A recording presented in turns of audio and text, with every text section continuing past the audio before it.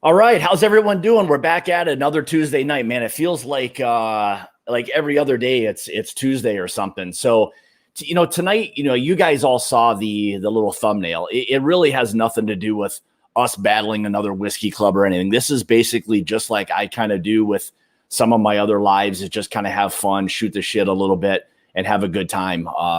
Fortunately, there's a couple guys in here tonight. Kleiner may not be. He's got nasty weather out his way. So if he pops on, it may be a last minute thing. But tonight we'll have Chris from Big League Bourbon, Marty from Whiskey Nose, and I think Bobby, who will be here in a second, from Bourbon Battalion. So, and tonight's just kind of a fun, laid back kind of Tuesday night. So you guys grab your favorite pour, join these guys. I'll bring them on here in just a minute. But before we do, let me say hi to a couple people that were in the chat here for a second. So, Bourbon Neophyte was in here right away. Aiden, how's it going? Roy R does things. How's it going, Roy?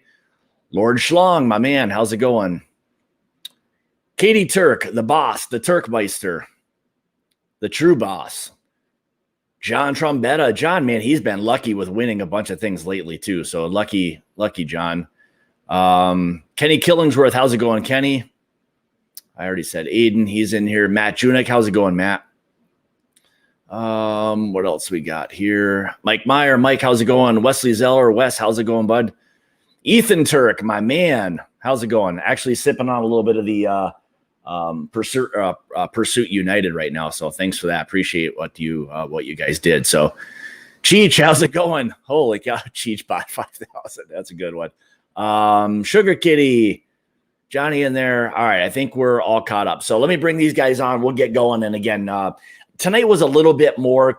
It was kind of, we were going to talk a little bit about some whiskey club stuff, and everybody in here, is semi-familiar with everything. But Chris will be able to talk a little bit more about what they have going on. And then Marty and Bobby, they've got some channels. So we'll talk a little bit about what they've got shaken. And we're just going to have fun tonight, fun night tonight. So how's it going, Alex? And then, yeah, we'll just kind of kick back. You guys grab a pour and we'll fire away. So let me bring the guys on here and we'll get going. So Chris, how's it going, bud? Good. How you doing tonight? Not bad. Marty, how's it going, buddy? Hey, man. Cheers, everybody. Marty. And last but not least, there he is, blowing heat. How's it going, Bobby? Doing good, Scott. How you doing, buddy? Not too bad. So thanks for joining. I don't know if Kleiner, Chris and I were talking before. I don't know if Kleiner's going to make it. He's dealing with more torrential storms in good old Michigan right now. So they're getting destroyed again. So tonight we're going to have officially, it'll be just another bullshit session. I threw the old thumbnail up to kind of create a little bit of what I thought would have been some whiskey drama, but it didn't matter. This was going to go off the rails anyway, which we all know. So, Exactly.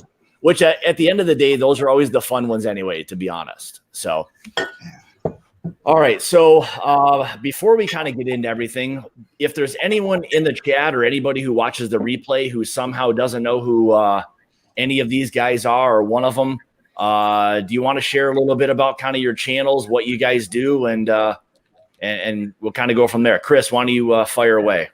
For sure. My name is Chris Luddig. I go by Big League Bourbon. You can find me on Facebook, Instagram, and on YouTube under that handle. I've combined the niche of bourbon and baseball. So I'm a former professional baseball player. I bring on other former minor league and major league baseball players, as well as current coaches and former coaches. And we talk about baseball. We pull the curtain back, let you hear a little bit about what we do, what we did, and then we talk some bourbon on top of it. So that's what I got going with that. And other than that, I'm one of the co-owners of Storeytime Distillery. So, we're working on being a full-on distillery in 2022. So, I'm looking forward to kind of getting into that a little bit and kind of letting you share a little bit more about kind of what you've got going on with some of that stuff. So that'll be fun. So, all right, you two sexy guys at the bottom here, who wants to go first? Go ahead, Bobby. All right. Yeah. So if you don't know me, Bourbon Battalion, I'm a multi-generational Marine that has a love and desire to teach people more about the experience of enjoying their whiskey. And when we talk about whiskey, we're talking about experience. I want to enhance that experience. I want to take someone that maybe either does or doesn't know and help them to understand, how do you make an experience out of this super good, amazing beverage that's the highest regulated American beverage there is. And along the way, help you to understand that that experience can be extended through basic knowledge and understanding of how to pair it with cigars. So I do a little bit of both, and I am also a co-founder and owner of Storeytime Distillery. Awesome. Marty, go ahead. What do you got, bud? Yeah, man. Yeah, it's we started Whiskey Nose, a YouTube channel, back in 1st of March. It's me and my wife, Jenny. She's usually on with me most of the time. She's currently working on her doctorate, so her hands are tied to a computer a whole lot. And so basically it's just, we love whiskey. We love tasting it. We love talking about it. We just like sharing what we do together with everybody else. So we're just kind of a laid back channel. We do some pub style stuff, live streams. We do a few videos here and there, but we're just pretty much laid back and just go with the flow, man. We just love the whiskey community. So, well, you know what? At the end of the day, you can't go wrong. I mean, I think what really all of you guys kind of said. I mean, you all have kind of nailed, every little, niche about, the whiskey community, so to speak. It all lends itself to what we're all doing right now, shooting the shit and having a good time and definitely not being pretentious about any of this stuff. It's all about laid back and having a good time and the community. So that'll be awesome. So, all right. Most importantly, what do each one of you have in your glass this evening? So, go ahead, Chris. I got the Cooper's Craft that Tommy D hand delivered to me at my shop today when he was coming through from Wisconsin, heading back to Colorado. So first time having the Cooper's Craft 100. It's awesome. I love that stuff. For that price, it's a great bourbon. Yeah, it is. It's really good. I just took a first sip of it finally. Digging it. No doubt. Go ahead, Bobby. So, yeah, so I'm on the Nika. I'm on some Japanese whiskey right now. Me and the Gunny, one of my things with Storytime Distillery is dealing with cigar and whiskey pairings. And so me and the Gunny are beating feet to get ready for subscription boxes.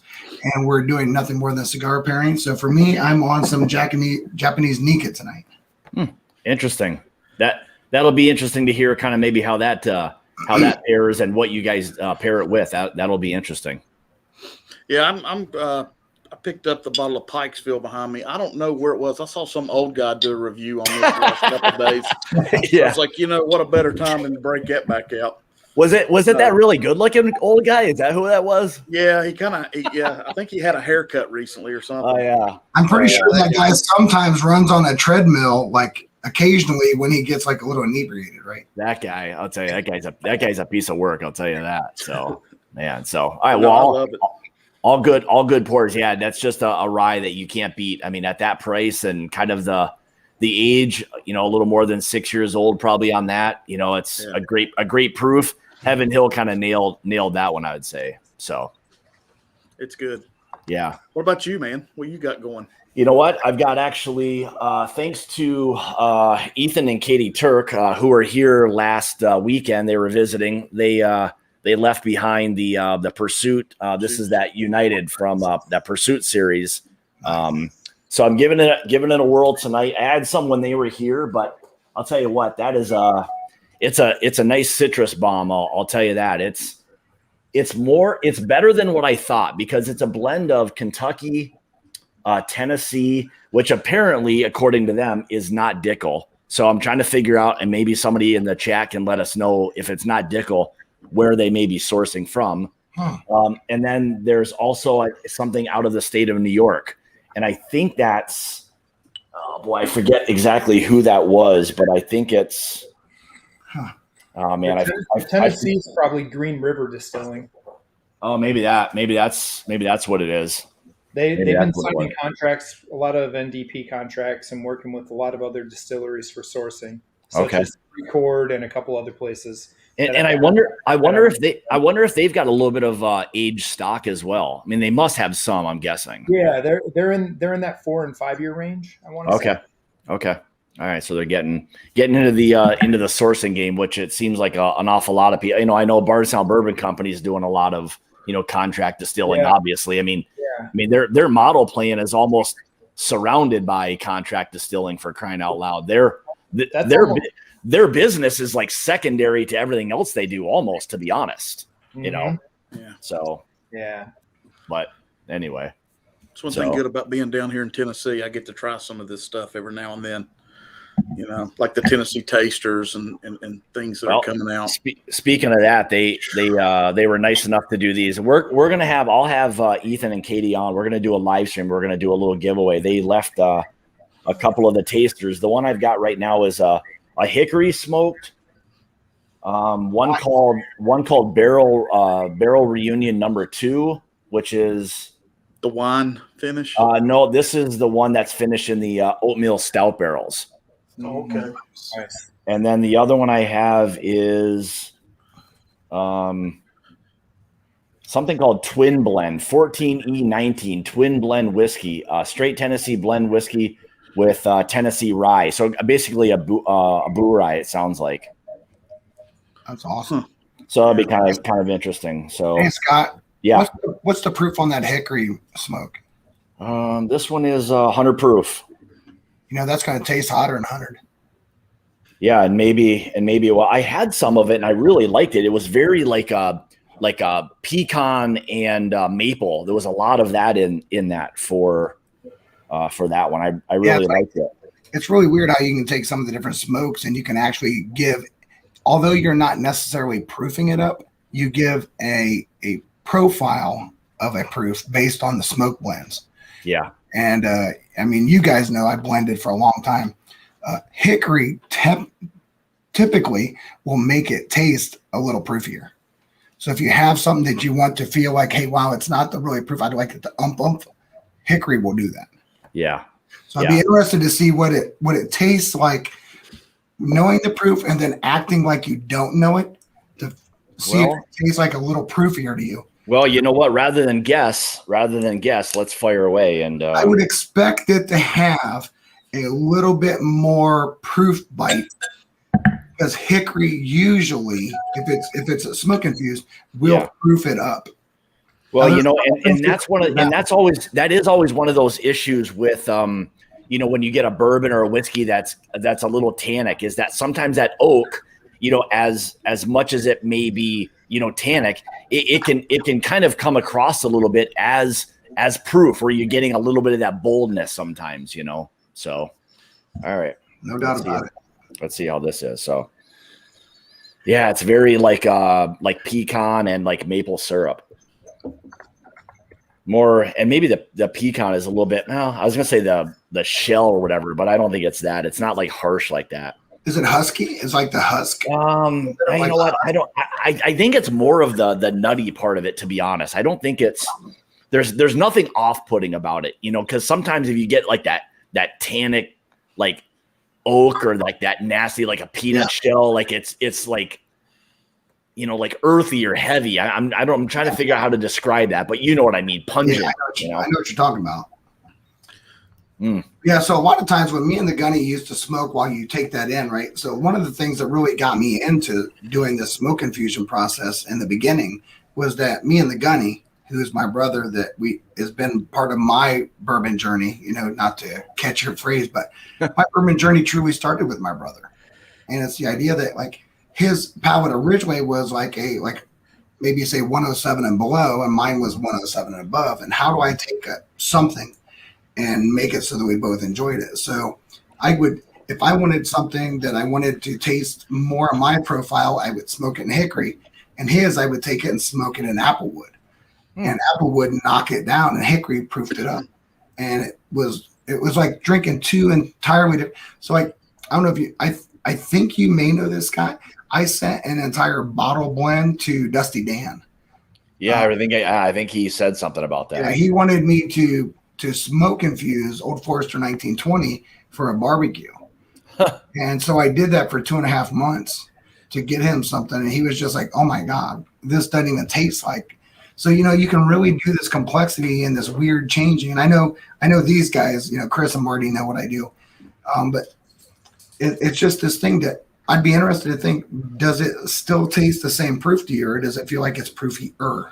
You know what? I wouldn't say, for me, I don't think it's proofier. I mean, at 100 proof, that's probably where I would have guessed. I don't think it doesn't come across as hot or really anything like that. I would say this one for me is probably spot on with that proof. It's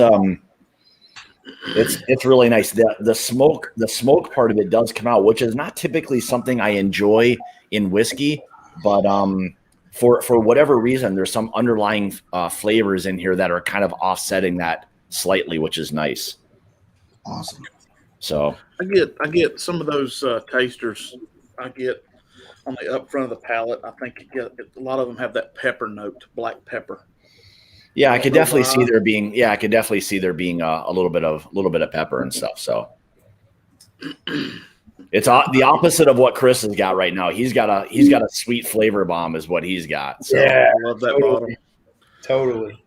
Yeah, it's a great bottle. Great I know bottle. when we had the tasters out there and our picks out west, or out west for me, mid central for everybody else, out in your area, Scott. Mm-hmm.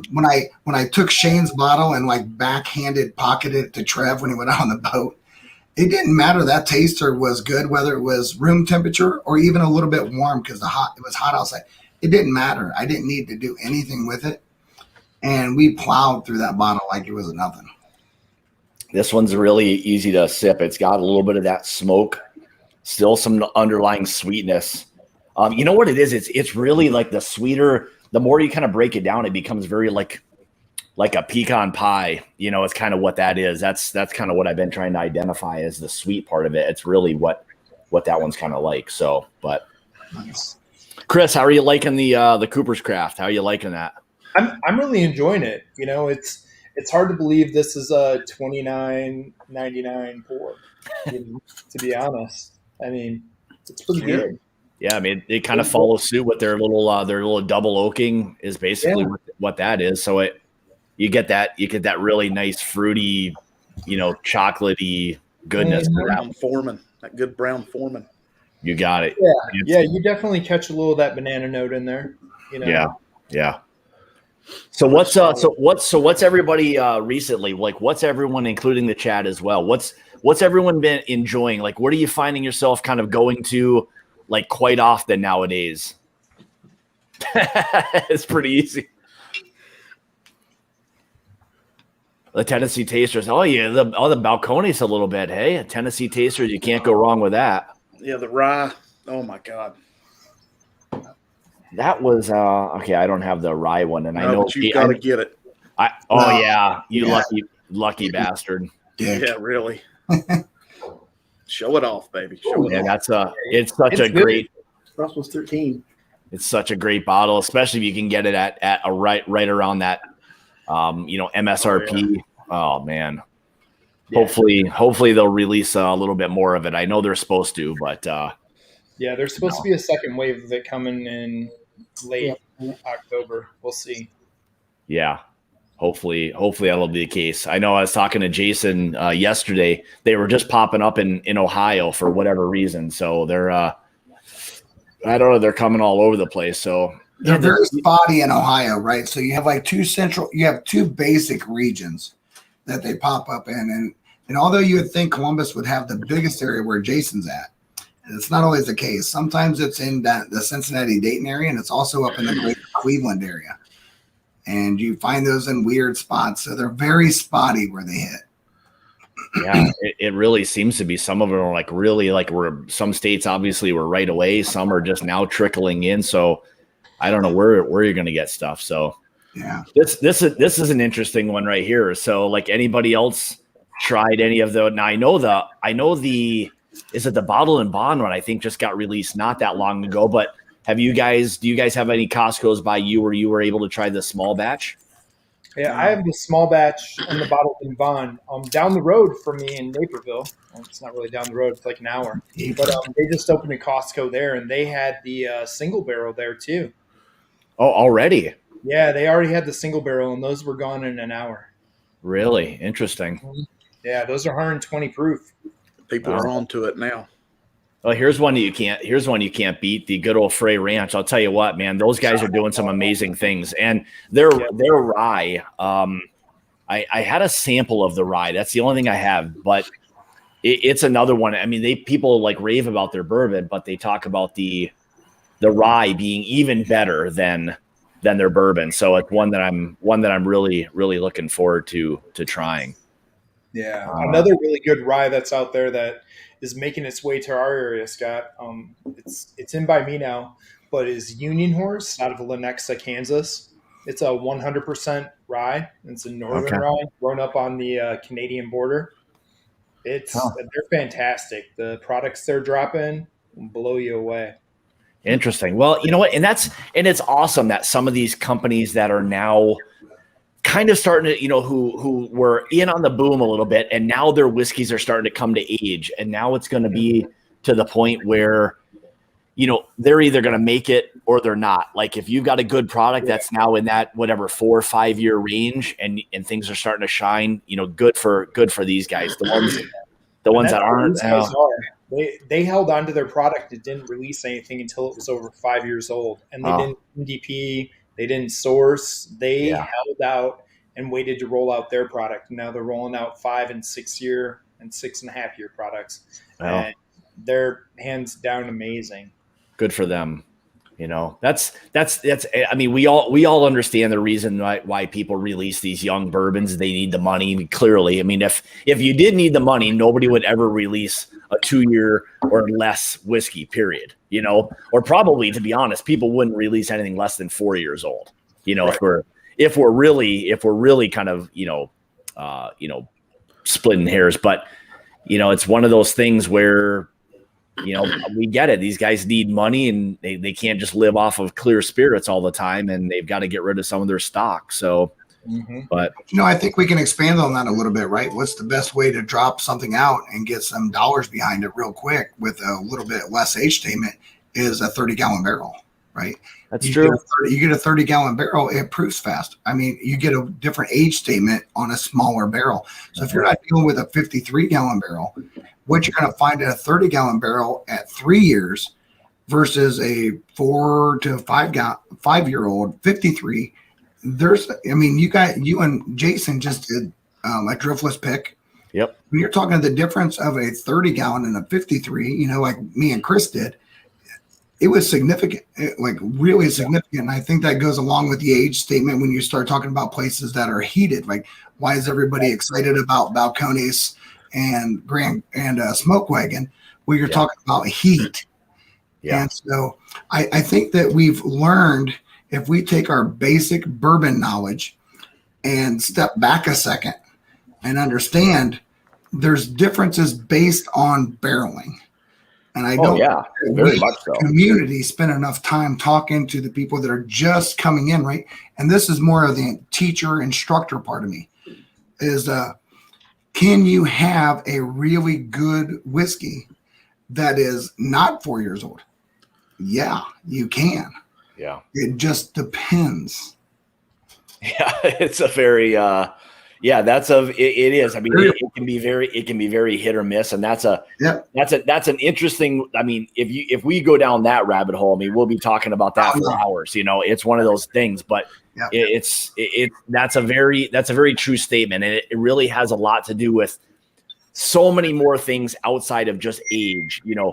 Like yeast and barrels and the kind of wood. I mean, there's so many factors and all of that. So. Right. And before I get too much further into things, I know kind of tonight we wanted to talk a little bit about whiskey clubs and stuff, and even outside of what like Chris and Bobby and the other guys and Kleiner and all them with what they're doing with Storytime, I was interested. I mean, there's nothing better than just kind of sharing a little bit of love. I mean, this is never competition. Everybody, we're passionate about what we do, and we all want to do fun and different things. And it's fun to hear other people's perspective in terms of how they're setting up some of their clubs and what they do. So if one of you guys want to kind of talk a little bit about what Storeytime is and kind of what it is you offer for what you guys do, go ahead.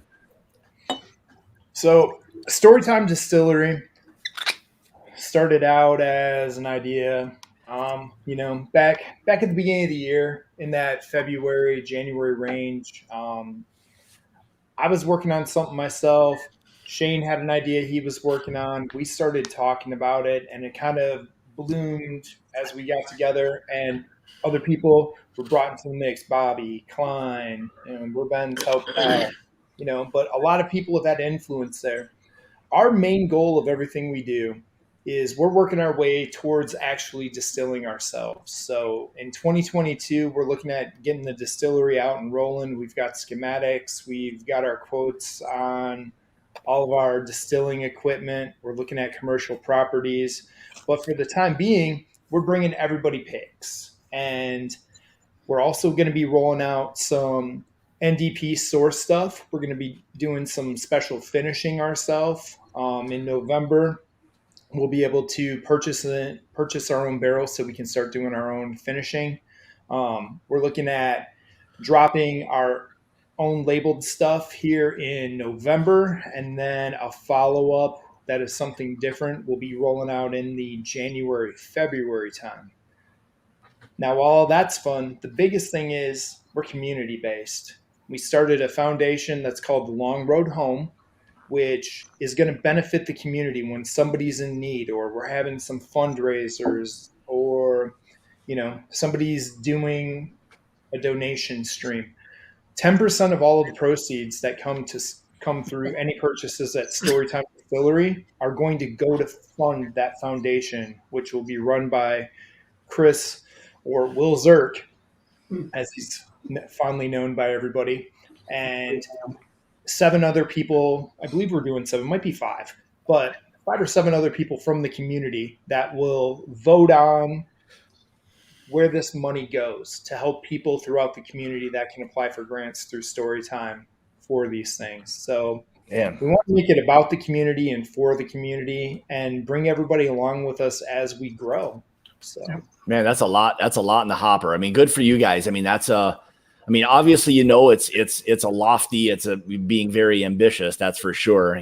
So it's, obviously everyone wishes you guys well. I mean, geez, who doesn't want to see like somebody else who's been like where we all are, succeed and to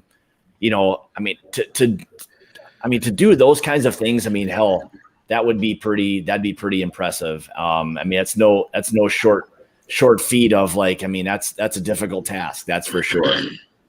Yeah. It's been a fun ride so far. There's been lots of learning experiences. I can't even begin to tell you. I mean, just being around other guys in the community, what this community has become over the last year for everyone with, being home and COVID and coming together in, Whiskey Tube, Instagram, Bourbongram, whatever you want to call it. Yeah. And all the things that all of us have done. We've all been part of each other's channels. We've all met great people outside of just the channels, but are in the chat here and got to know them. Yeah. Now we've had the ability to go out and meet with people and, put faces to these names. Yep. And just interact, and to be able to give back and do something that's community-based and grow it. I think that's really where it's at nowadays, because we've all come together as everything changed. It's not go out and sit at the bar and meet your friends at the bar and you see the same few people all the time. We've got this community that spans all over when you look at this chat. You got the Moose up in Canada, you've got all the Australians that show up. We have Utah, California, Minnesota, New York, UK. Florida, Texas. Everybody's from all over. But yet it feels like when you get in the same room as these people, we all know each other because we've spent the last year talking to everyone. Yeah. So And it really is. I mean, that's the best part of it. I mean, all of us, going back a year and a half, or let's say even 2 years ago, none of us knew each other from Adam, and to be able to start a new channel or just have a passion and this just be an extension of, a little bit of what one of your passions is. It's a fun ride, and it's been awesome to get to know, a lot of you guys and people in the chat and all that. And that was kind of like your approach to Storytime was a little bit of like when Jason and I first started things, we started talking about, hey, how do we want to do this and what's the best way to set it up? And we early on were like, you know what, if we don't get people who are involved in supporting us and get them involved in what we do, what's the fun in that? We didn't want to just be picking our own barrels and then, sending everything off to people who, want them. We wanted to get people involved because that's really where it's at is involving the community and supporters and all of that. So that was very, very important to us as well. So, I'll even expand a little bit on that, right? Because the overall importance is not only the people that have been doing this for a while, but every day we have people that are learning how do they come into this whiskey experience. And yeah, we are bourbon, but we also are more than that, right? I know you are, Scott. I mean, most everybody in here is. Yeah. It's the idea of you're going to have, and I have this, like, I didn't know it was a catchphrase at the time, but it slowly but surely has been. It's palate exploration mixed with an overall experience, right? You have to, your palate will continually evolve. And in that, the nice thing that I really, really appreciate from you and Jason, right? Not just the Mash and Journey as two people together, but you individually. Jason's going to give you a lot of he's going to give you the background. He's giving you due diligence of understanding a lot of the background. You guys have this taste profile and you're doing this. And in that, you're giving this, hey, if this is what you like, or this here, these are the things you bring to offer. And, there's a lot of things that I know that I'm like, hey, I line up with your guys' palate sometimes. And I'm like, yeah, that sounds amazing to me. But sometimes I also feel like, like lately on bourbon or the Bourbon Battalion, I've been taking a step back, right? I went just back to basics. Yeah. Because we have to remember every day someone new is coming in. And how do we take what we know and apply it to someone entry level? And how do we hit that beginner, intermediate, and advanced palate? And I think that this community does a really good job of that. And I think that the thing that it really excites me as an instructor is like when you have Marty in here talking about he's in Tennessee, so he has an opportunity to taste some stuff over there, and he has Jenny in there, right? So you have this. Yep. The women need to come into this, and so I think the thing that's really amazing right now in the community as a whole, that if you look at a collective group of people, there's a group of people for everybody. And that's what matters to me. I want to know not only how do I give you an experience of understanding whiskey, how can I prolong your experience and make it even better?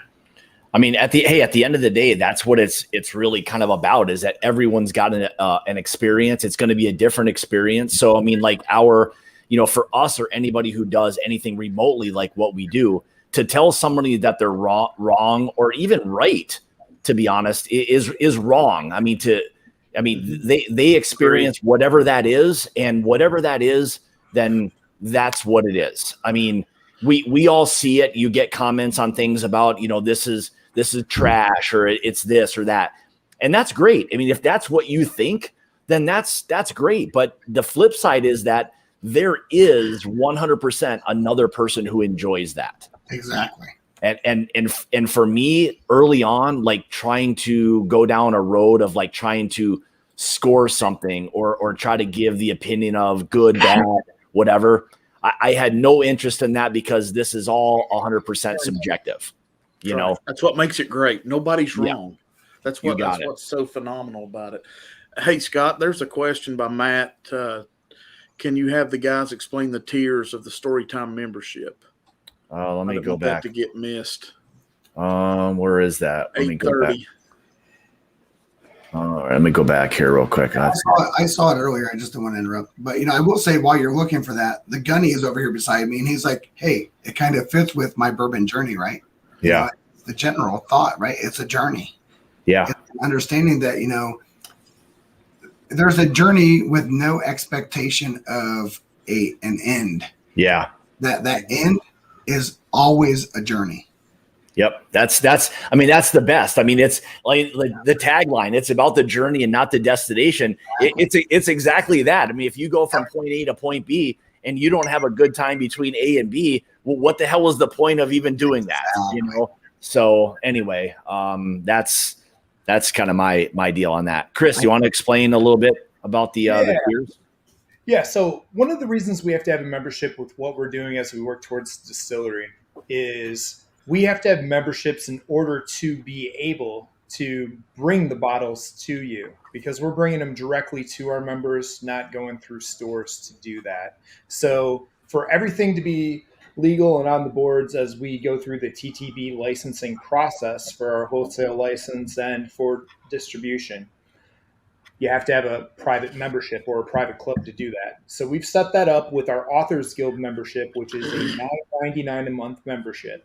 Or you can sign up for our annual membership and save, I don't know what the exact percentage is, but it drops it down to $99.99 for the year if you do that.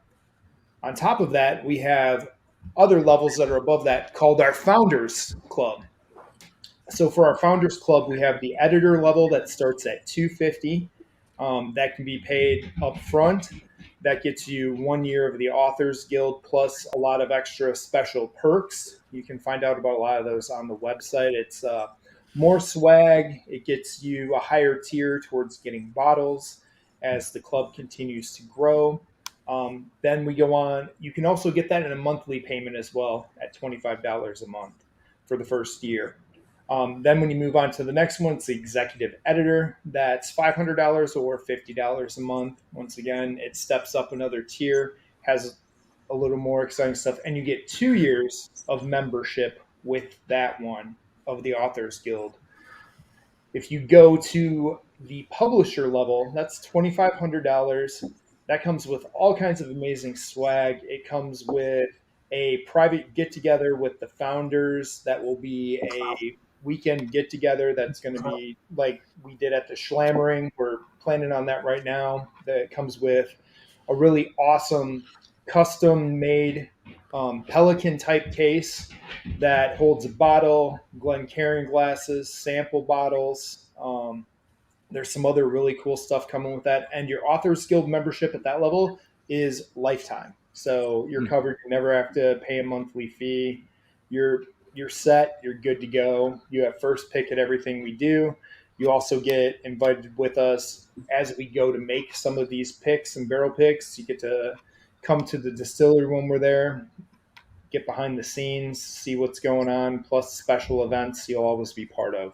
And this is ultimately all towards the ultimate goal of building the distillery and all of that. So all of these fees and memberships, is really for the ultimate goal for you guys. I mean, as we all know, be on the wall at the distillery, they'll have special privileges if you're in that Founders Club when the distillery opens. You're going to have different levels of special privileges there, or special things that go on in events and so on that happen at different times of the year as members of the Founders Club.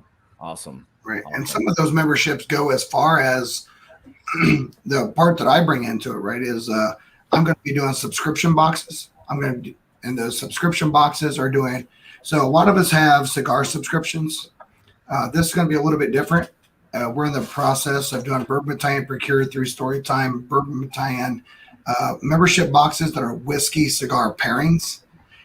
And in that, being a lifelong technical trainer and instructor at the distillery, when you come down as that lifetime member, when you have those opportunities to come down and go through the teachings and the trainings and all that stuff, you'll be down there one-on-one with me. I will be doing all the technical instruction, the training from the stewardship level down through all that and be able to have a lot of one-on-one experience about enhancing and developing that even a little bit further for someone that maybe is learning or someone that's in advance going through and understanding how to go about cigars, whiskey, and everything across the board. Yeah. Awesome. Yeah, it's good. It's really good stuff. So, one other thing I wanted to touch on was, like, I think this is important. And I wish I could do more of this stuff with my wife, but like what Marty does and kind of having, to share a little bit of that experience with your significant other is another important thing, because like for me, it's as much as she started from not really enjoying it at all to now like basically really enjoying it, and we can share a lot of those experiences. It's a pretty awesome thing that if you're able to at some point, whether you just break them down throughout the years or whatever it is, when you can get somebody else to share a little bit of what your passion is, it makes it so much better, so. But that's why I was kind of interested to hear a little bit from Marty and kind of how that whole thing started. Was she always a whiskey lover? No, never. Okay. No, what happened there was back in, I guess, first March when I started the channel, it was just going to be me. And we were on the back porch and I was drinking some Weller Special Reserve, and it's weeded. And, she has celiac disease. And I was like, God, I wish you could try this. I just think you would love it, And so she Googles like she does, and it's like, oh, wait a minute, it's been distilled. All that's been taken out. I was like, well, here, have a little drink, and we'll see how you feel tomorrow. If it's stomach or what. She tries it, she likes it. Next thing you know, here we are. Which is great, because a lot of people that have celiac disease may assume that hey, it's a weeded bourbon. It's not, you can't touch it. Well, no, yeah, you can. So Interesting. It's really cool how we just stumbled upon that, because she's the smart one. I'm just the good looking one. But, it's just it worked out well, and we're very thankful that we can do it together. So, but it's gotten to the point now where she's got her own bar and I've got some of my stuff, so it's kind of interesting. Yeah, we're a little bit in that in that range as well. Her stash is a little smaller than mine, of course, but sure. It's still a fun thing, and I never thought I would see a day when I was like buying her own bottle because that's what she likes, and me too. I never thought that. So, but again, I think it's just part of what we all experience. It's that journey, wherever it starts and wherever it may end. It's the in between is the awesome part. So that's right. And then there's those of us that like. So my wife didn't even drink the champagne at our wedding, who didn't drink forever, but COVID came around and I was like, deductive reasoning. I was like, well, if hand sanitizer is 60% alcohol and you got a tickle in your throat, maybe you should try a drink of something that's 120 or above. And lo and behold, Bridget, my wife, and Chris's wife, but my wife, came back and she's like, I feel like I had something. I was like, well, I got something that's 120 proof. And she's like, okay. And she drank it and she's like, my throat don't hurt. And I was like, did it taste good? She's like, no. Yeah. But now she's kind of slowly moving over to the idea that she's not against me doing whiskey mixers. Yeah. And building that process towards, but as an instructional guy, that's what I love. So I love what Marty's doing. I love the idea of, how do we help people to really truly understand? Because let's face it, most of everybody's first experience was a shot and it hurt. For sure. Burn. I'm kind of. You're not supposed to shoot this? Yeah, that'd be a bad thing. I mean, hey, at the end of the day, I mean, when you really think about it, as much as none of us really want 80 proof anything, that's still high proof when you think about that. Yeah. I mean, we look at it as like a sweet, like little chaser or something, to be honest. But I mean, for a lot of people, you start getting after some 80 proof stuff that you're not used to it, and that'll take care of business for you, Yeah. So, but yeah, it's a cool thing being able to share all these different things. I'm trying to get her to do some live streaming stuff. She thinks she has to be entertaining. I'm like, you don't understand. Like, this is just about having fun and, like, you know, reading some comments. And I mean, you can, I mean, hell, we're 45 minutes in and we've barely accomplished anything. You know what I mean? It's just, we're just bullshitting our way through a Tuesday night, you know? So, you know, having some fun. And that's, for me, what it's all about. And if I can ever do anything for anybody else to shine, you know, or spotlight something for anyone else that it benefits them, I mean, hey, I'm all for that. There's never, I don't look at anything as competition or anyone's, you know, better or a small channel or a big channel. And, you know, for me, you know, the issue is when that becomes a problem or an issue, and you're now better than other people, that's when I have a little bit of an issue. You know, that's we're at the end of the day, we're whiskey tube people. So you gotta really break this thing down in perspective, you know. So. Right. And I agree completely with that. You know, I mean, I've been from day one. I've had a couple of my people that are my moderators that have reached out to me. It's like, listen, you need to work on subs. I was like, that's not what I'm about. Yeah. I'm a teacher. You know, I have my own things going on in the background. You know, like I have the Bourbon Time Whiskey Tasting Experience bar in my local town that I'm working on. I have so many different things that I'm working on. I just want to instruct, teach, help people to understand how to taste, how to profile, what to do.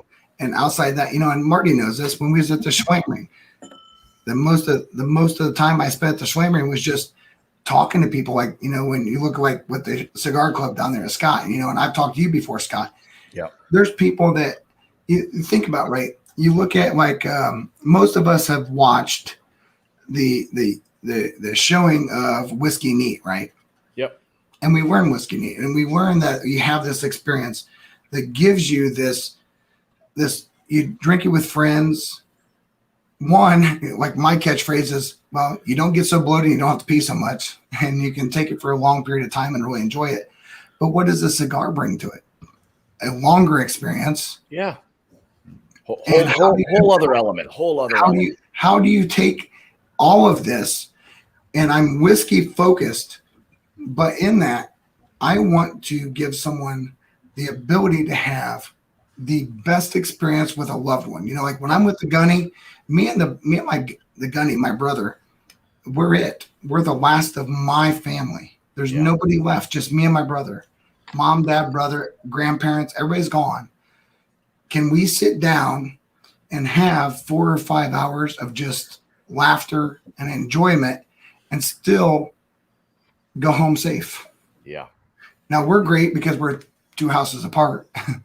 So, but you know, the idea, it extends it. So, I mean, that's what I love, you know, and I know that I've done this with Chris. I know that you guys do it. It's just, I don't know. There's something special about being able to really have an amazing experience with no after effects.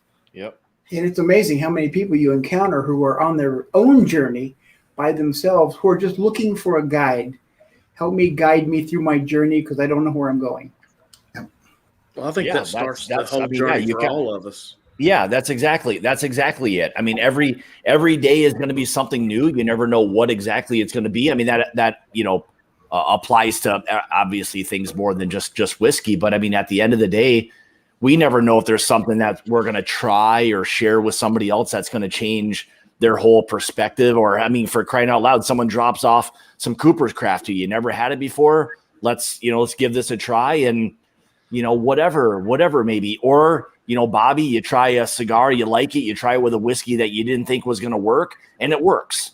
You know, You know, Marty, your girlfriend comes over, you share a whiskey with her, your wife doesn't like it. You know, another experience. Yeah, that's great. So she's not a big whiskey drinker; she's a vodka drinker. So there you go. Get rid of her. Yeah. Get rid of her. So no, it's just. It's all about, you know, those different experiences, you know, everything in between. It's a pretty awesome thing. So, well, me and the Gunny changed over to a bottle of Rhetoric And let me tell you, it's pretty damn nice. Well, before I thought somebody was like a ventriloquist. I saw no lips moving, and I heard a voice, so I was thrown off a little bit. Yeah, no, sorry, the Gunny's over here. So the Gunny and I, he's my Charlie's from Charlie's Angels, right? He's your Charlie. Okay, that's so okay. I told him to bring down a orphan barrel, and that's what we've been. A part of our experience is figuring out. So in the cigar subscription, that my job is with Storytime. Is how do we do something, and the thought process is intermediate, middle, advanced, right? So you could think of it really basic, bottom shelf, mid shelf, top shelf / cigars also. So how do you take someone that's brand new to a cigar and a whiskey and find that, and then cross-reference that? So we've been working on being able to do someone that's new to cigars but not whiskey, and someone that's new to whiskey and not cigar. And we're doing this cross reference. It's taken a while, but it does take a while to figure out how to find all those different nuances that you want to do. So I'm not just that. Trust me, I'm whiskey first. I promise I'm whiskey first. But I just want someone to be able to, how nice is it to sit down with someone? Like I talked to a girl today, found out her grandpa had cancer of the blood, and she was really distraught. And I said, although that can be really bad, now you have a limited time, and in that limited time, how are you going to make the best of that limited time? Yeah. And we weren't talking necessarily whiskey, but if we were, how do we do that? And even if it isn't bad news, it's how do we just make the best of our time? And I think one of those things that's really cool about whiskey is that if we're sitting down here, like you said, we're 52 minutes in it, we've had a good time talking, and we haven't really accomplished anything. That's perfectly okay. Yeah, well, it is. All right, so Chris sent me something before. Chris, I don't know how I can like post what you were going to do in there. If you want to post that in there, go ahead and do it. I saw you send that in there. So however you guys want to, so feel free. A lot of people have been asking a lot of great questions over in the chat, and like I said, we're community focused, so we want to reach out. So what we want to offer with Scott here being my bourbon journey, we're going to put up a code for you guys. It's MBJ10. And if you come over to Storytime and you sign up for an Authors Guild membership, either the monthly at $9.99, you'll get 10% off your first month. Or if you sign up for the full annual plan, you'll get 10% off the $99.99 for hanging out with us tonight and talking on the stream. I know there's a couple people like Matt Junick who has signed up tonight. I will make sure that we credit you back that 10% tonight since you've signed up on that stream. But for everybody else who hasn't, who was thinking about it, that's our offer to you in the community, and to do something great, since Scott's done something great for bringing us on and bringing us all together. Yeah, awesome. Well, I mean, this is. I mean, it's just one of those things where the more you can interact and just have other people come on and shoot the shit, talk about what it is they do and why. I mean, hey, I'm all for that. So, I mean, I see the guys from Cigar Club. I mean, Dave and Griff and those guys over there. I mean, they've been awesome. Chris knows about them. I'm sure Bobby and Marty, I'm sure you guys all know. I mean, they're another extension from the whiskey side of things, where they're extremely, again, they're very passionate. They're very in the community with things. And it's something I appreciate, that if you're going to have or run a business, that, man, you've just got to be involved with the community. Running a successful business, I get that. It's important and just stay focused.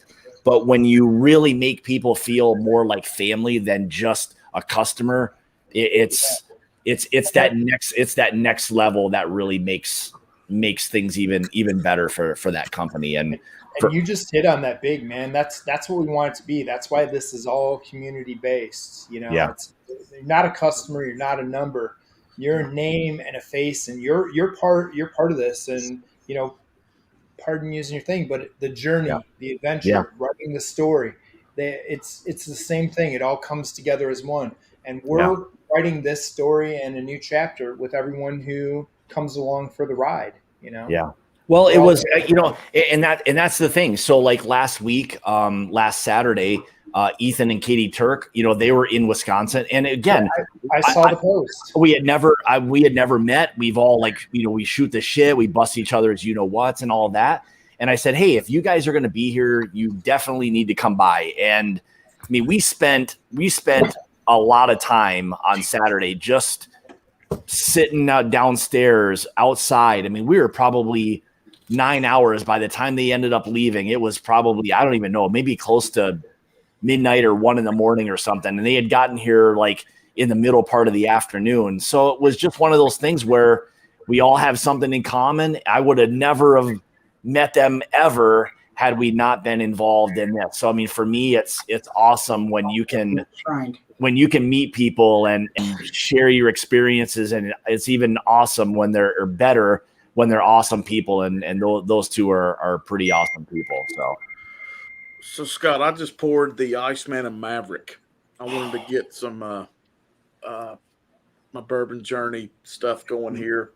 Well, here let me say this, Marty. So like we get stuff all the time about one's better than the other. So our deal as that whole thing developed, and if anybody was in on that, that pick or whatever it may have been, it was never intended to compete. They were both different, and we were all struggling to find one barrel. We were split down the middle, and fortunately, who we were doing the pick through, they said go ahead and take the other barrel, which really made it easy for us. So that it became one of those things where, for me, Iceman is probably a little bit more traditional in terms of profile. The Maverick was probably a little bit more bold in terms of maybe a little more oak, a little more fruit, a little drier. So they were different, but our goal was never he and I are never competing against each other ever. So we want people to enjoy both of those for what they are. Well, they're both unique in their own way. So that's why I think you did good by doing both of them. I think that's what was great to offer. Yeah. But I really enjoy those. They're really good. Yeah, so what's coming up? What's coming up for the Mash and Journey? So let's see. Let me throw this up here. This is kind of what we have coming. So coming soon is going to be the Ezra and the Rebel that we have. Those should be like literally in the next, I'm going to say like week and a half max. We were happy with those. Those again will be good because they're going to be a good price point. The Backbone just released, I think, about a week or so ago. This is like a sherry bomb. If you love a good sherry bourbon, I mean, we feel that it's like, I mean, almost perfect in terms of the amount of sherry and what it has to offer. We were ecstatic with how that ultimately turned out. Was that hard to pick? Was that sherry finish hard to pick? The one thing I would say that made it difficult was the fact that we also had something that was a rum finished bourbon. So that threw things off. It took us a little longer than we were hoping because we had to get rid of that. We felt that was a little bit too sweet. It was good, but we didn't nearly like that as much as the sherry. But the fun part about the sherry one was when we got to that one, we said to them, we think it's right. We think it's good now. Like we want this stuff out of those barrels. Like tank it. They said we'll have it done the next day, which was awesome of them to do it that quickly. Because it was in the sherry barrels since September of 20. So, we're coming up on, what is that? Like basically 9 months roughly. It was probably closer to 8 months when they dumped it. So we felt it was good. We didn't want it in those sherry barrels any longer than it already was. And how it developed and how it is now, it's a great bourbon. So, what else do we have? What else do we have coming up? I think we're going to have, I think our driftless may be coming fairly soon as well. I know for you guys that happened pretty quickly. So, and it's it happens really quickly with them as well. So that will be coming. That will probably be coming pretty quick. Same thing with Old Elk. I think the Old Elk stuff will be coming before too much longer as well. So we tried to space the stuff. We try to space it out so that we're not hitting everybody with a million different things at one time, because we realize we all spend a lot of money on whiskey and we don't, it's still limited, so it's, we're trying you have to do it when you can too. So, yeah. It's and you're getting really good stuff. I can't wait for the Old Elk. I'm an Old Elk junkie. I don't know if you can see it, but I love Old Elk. The Old Elk will be. We got two of those as well. One was a wheated bourbon, and the other one was a wheat whiskey. So those were both fantastic. The one I'd say we're probably really excited about is we wish we could have gotten two. We weren't able to, but when we got lucky enough to get in on the Elijah Craig barrel proof pick, that was pretty awesome to be able to do that. So we're looking forward to it. We know that's going to come and go. And this is where, like, what we do with Mash and Journey versus like Storytime is that we run all of our stuff through Patreon. So we figured the highest tiers, we're going to get the allocation basically first and then work our way down. So again, how the Mash and Journey stuff works is the highest tiers get the priority or upfront stuff with the picks. So that's what we decided to try to do it as the fairest without having our own Patreon for just Mash and Journey. We decided to do it that way. And so far it's been working really, really well for the most part. We know that in the future with like a Russell's, we just need 2 barrels. It was 50 minutes and that was 170 bottles were gone. So it was fast, and we, at the end of the day, you never quite know if anyone's going to buy whatever you do. You don't know. So yeah, that was definitely something when we released everything on Friday. We sat there, and it was that waiting moment as you're sitting watching, and you're like, are they gonna somebody? Yeah, you hope. I mean, you just don't know. We all love it when you do the pick with the guys or ladies or whatever it may be. We love them. Then you have to hope that translates to people, who appreciate your palates and all of that. So, so far it's been a really, really fun ride. We're happy with how things are right now. So. Yeah. And with us just kicking off and starting with our membership the week before, we're really excited that we're almost sold out as of today. So that's really exciting. That's one thing I'll say. There's no shortage of people who are willing to support a lot of what we all do, which is an awesome feeling. We're all grateful for what that is, and you wish sometimes there was more that you could give to everybody, but it's not possible when you have members for you guys or patrons or whatever. At some point, someone's going to be disappointed, and you hope to be able to get everybody something, but. Yeah. 100%. And that's just it. You can do your best, and you can keep on working to make it better and better as you go. But for everyone, it's touch and go and learn as you go and grow. If it was perfect from the beginning, everybody'd be doing it. But Bobby. I would love to hear your your thoughts, like with this sherry, as much sherry as in this without it being overdone, like what you would pair like a nice cigar. Is it a PX or Oloroso? Do you know? It's Oloroso. Oloroso? Yeah. I think when you're talking about you and I, right, you're talking about a more advanced palate. So for me, when I start talking about that, this may sound like a weird thought, but for me, being a wine guy, I was a wine guy for a very long time. And so for me, when you're talking about sherry, there's this like unique tartness to it. To me, there's always a tartness that comes with sherry. Yeah. And in that tartness, it depends on if you like a spice on spice note. If you like a spice on spice note, then you're talking a sherry, especially an Oloroso, that has like a little bit of an undertone of that deep, dark fruit with a spice note. Then you're talking about a Maduro. You're talking about definitely a Maduro. And when you start talking about Maduro with an Oloroso, then you start talking about, I'm somewhere between like an Oliva V Melania, anywhere to a New World AJ Fernandez, but I'm looking at a Maduro Corona. I'm not looking at a Cameroon. I want to go up to Maduro because I like that spice on spice with an undertone fruit note. Yeah. So for me, if I'm doing an Oloroso, I'm probably the first thing I'm going to try is a New World AJ Fernandez. And that's where I'm going to start. I'm going to start with a New World AJ Fernandez Maduro.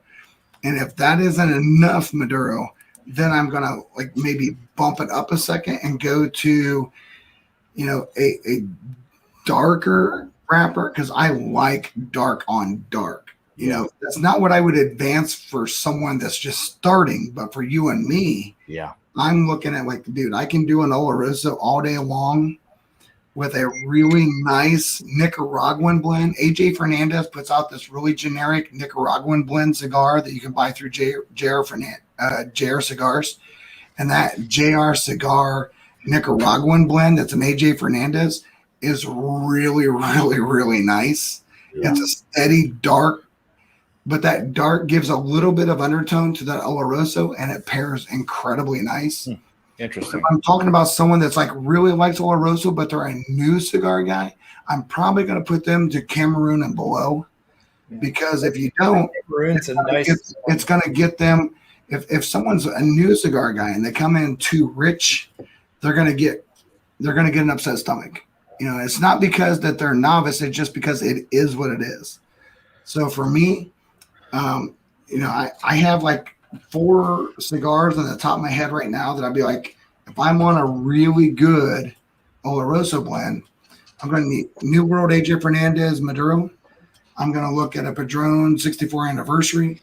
I'm going to look at a Oliva V Melania, and I could go as deep as a straight Onyx. I have no problem going to an Onyx. Yeah. But you're going deep there, buddy. That's bold. But you're talking about an advanced palate, right? So yeah. If I'm talking about a non-advanced palate, if I talk about someone that really likes this, but they're new to cigars, I'm probably going to put them somewhere in a Connecticut wheat, maybe in a Connecticut Ashton. Yeah. Romeo and Julieta does a really good job in their Reserve Real.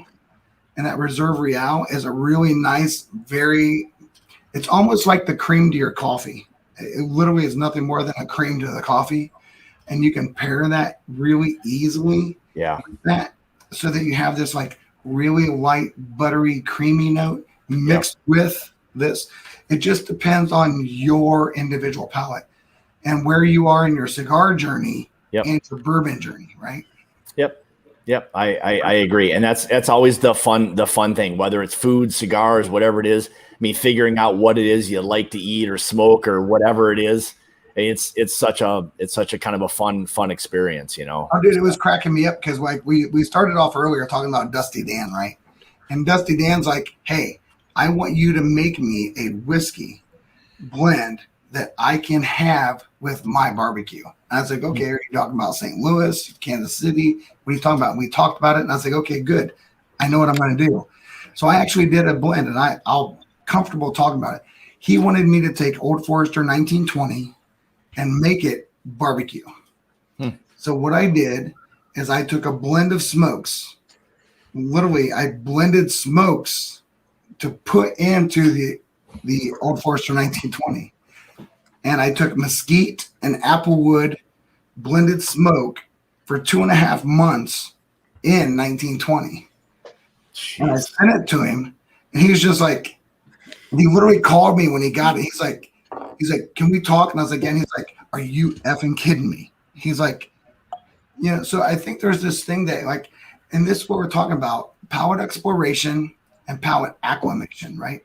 2 different worlds. The one thing I think people don't, because we're in a hurry up world, and whiskey is not a hurry up. You have to acclimate to get to the point of tasting what is there. And sometimes it takes a little bit, right? That second pour is probably the most significant pour you'll ever have. Very true. After you get to the point of truly acclimating your palate, your olfactory and everything, now for the first time, you might taste notes that oh my God, this is what people are talking about. It's like you have the best bourbon channel. It's a journey, right? And it really truly is. Yeah. How do I go through this journey and figure out what is the best for me, and how do I pair this to get the best experience? That's the fun. It's a fun part of it. So it's amazing. All right, Marty, what do you got there? The Knob Creek 12. What's Chris doing? I was giving Bobby a hard time. Yeah. Time's up. Time's up. I just moved to Joseph. Yeah, that's I need like a bourbon clock where it's like a shot clock. You got 10 seconds to wrap this shit up. Let's get going here. Hey, listen here, Luddy. He asked me a question. Yeah. All right, Marty, what do you got there? Looks like you poured yourself a little Knob Creek or something. Yeah, I'll grab the 12 year. Is that the cask strength? Is that the cask or just regular? No, okay, it's just regular. Can't go wrong with that. Another good one. I love it. No, I love it, man. I love that. Marty's always peanut. grabbing on the knob picks. How surprising that Whiskey Mountain said that was a great choice. Yeah, great choice. Yeah. Man, Cheers, if there's anybody who's got an affinity with a particular bourbon, it's Adriana. Holy cow, she If there's is. anybody that should be an ambassador for Knob Creek. That's true. That's true. That's right. Oh, Yep, man, she's great. 100%. Yeah. Just think of all that like medical school and everything you go through to get to her point, and then she becomes like an ambassador for Jim Beam after all of that. Could you imagine? Oh man. I was just seeing what else was going on. Alex. That's awesome. That'd be perfect though. Yeah, she needs sponsorship from Knob Creek.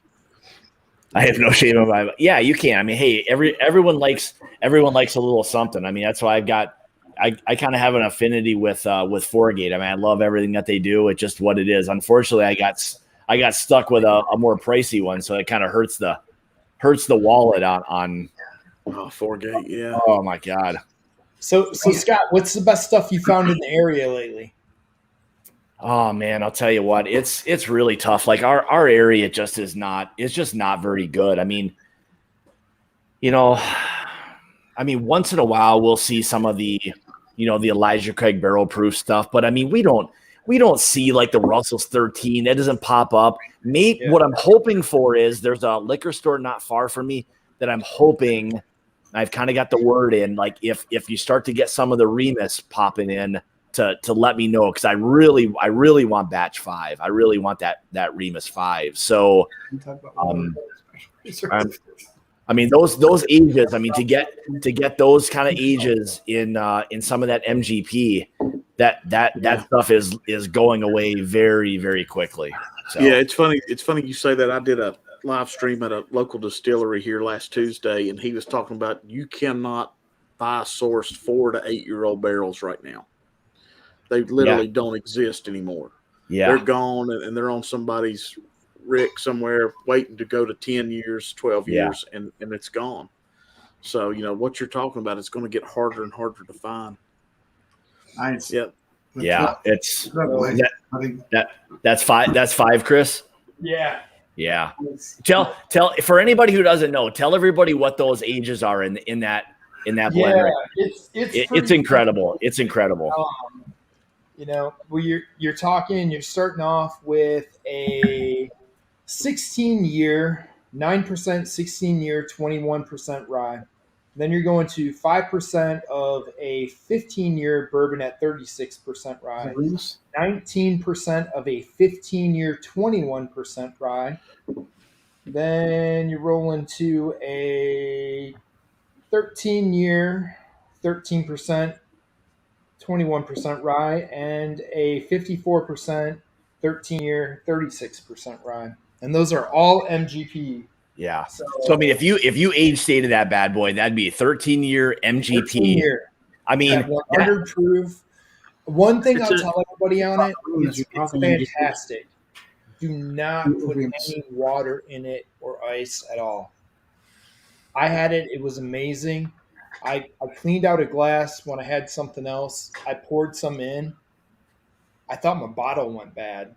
But it was actually, I just had a little bit of water in the glass from shaking it out and not wiping it out afterwards when I was doing a live stream.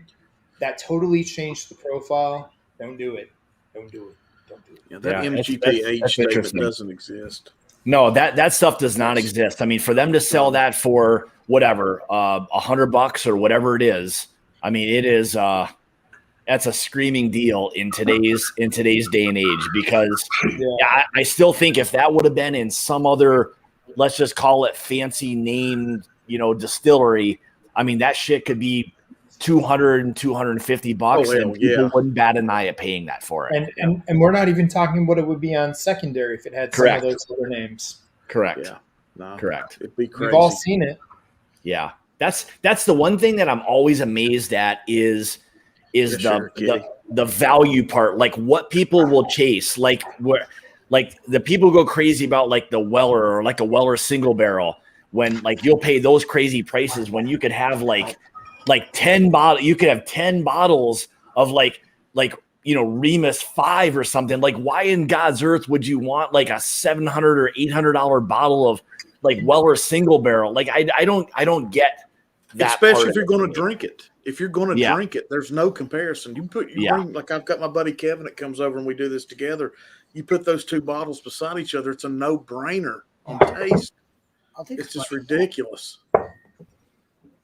Yeah, that's one thing that I'm always amazed at is like how people look at value of things. Because sometimes even on secondary market, like you'll still see some of the Four Roses like LEs that aren't even bad prices. I'm like, why in God's earth would you spend double that for some like Weller stuff when you could have 2 bottles of that? You guys have goddamn lost your mind.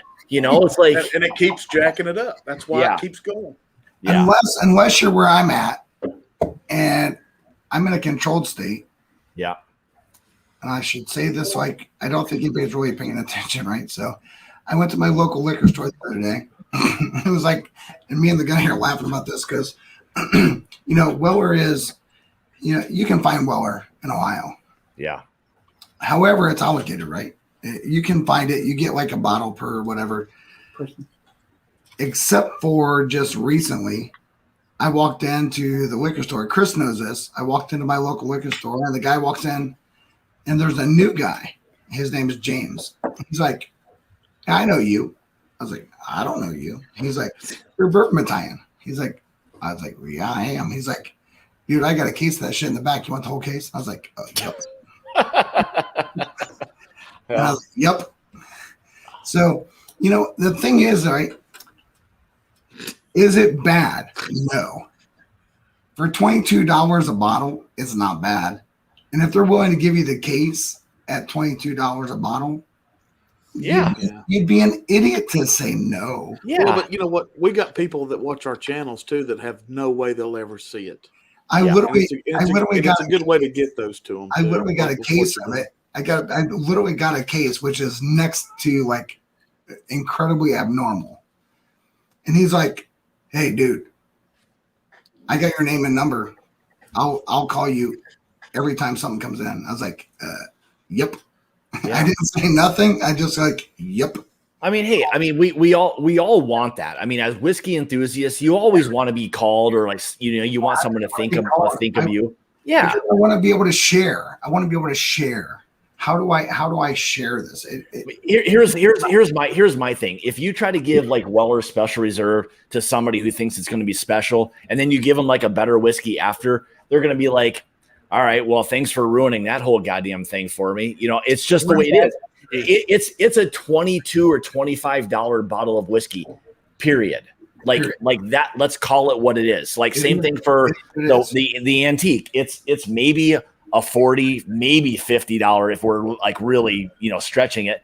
It's good, but it's beyond that. I just don't get it sometimes. I like the idea that you have an opportunity to share it. Yeah, it's not bad.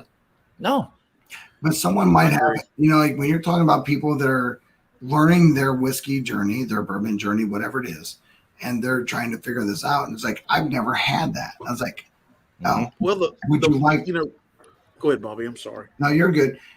It's just what I was saying, right? How do we want to give everybody an opportunity to? What's the two things I always say? Whiskey you have to have acclimation and exploration, right? Your palate's going to advance, but you have to start with something to advance. And if you're looking at like, hey, what's a really good bottle of wheated bourbon that costs $22? Well, Weller isn't bad. It's just not what we would drink. It's not what I would drink. It's I get it. Like, I mean, I think for all of us, if you just want a bourbon that you know is exactly what you're going to get, there's nothing wrong with Weller Special Reserve. Period. It's a fine wheated bourbon. It is what it is.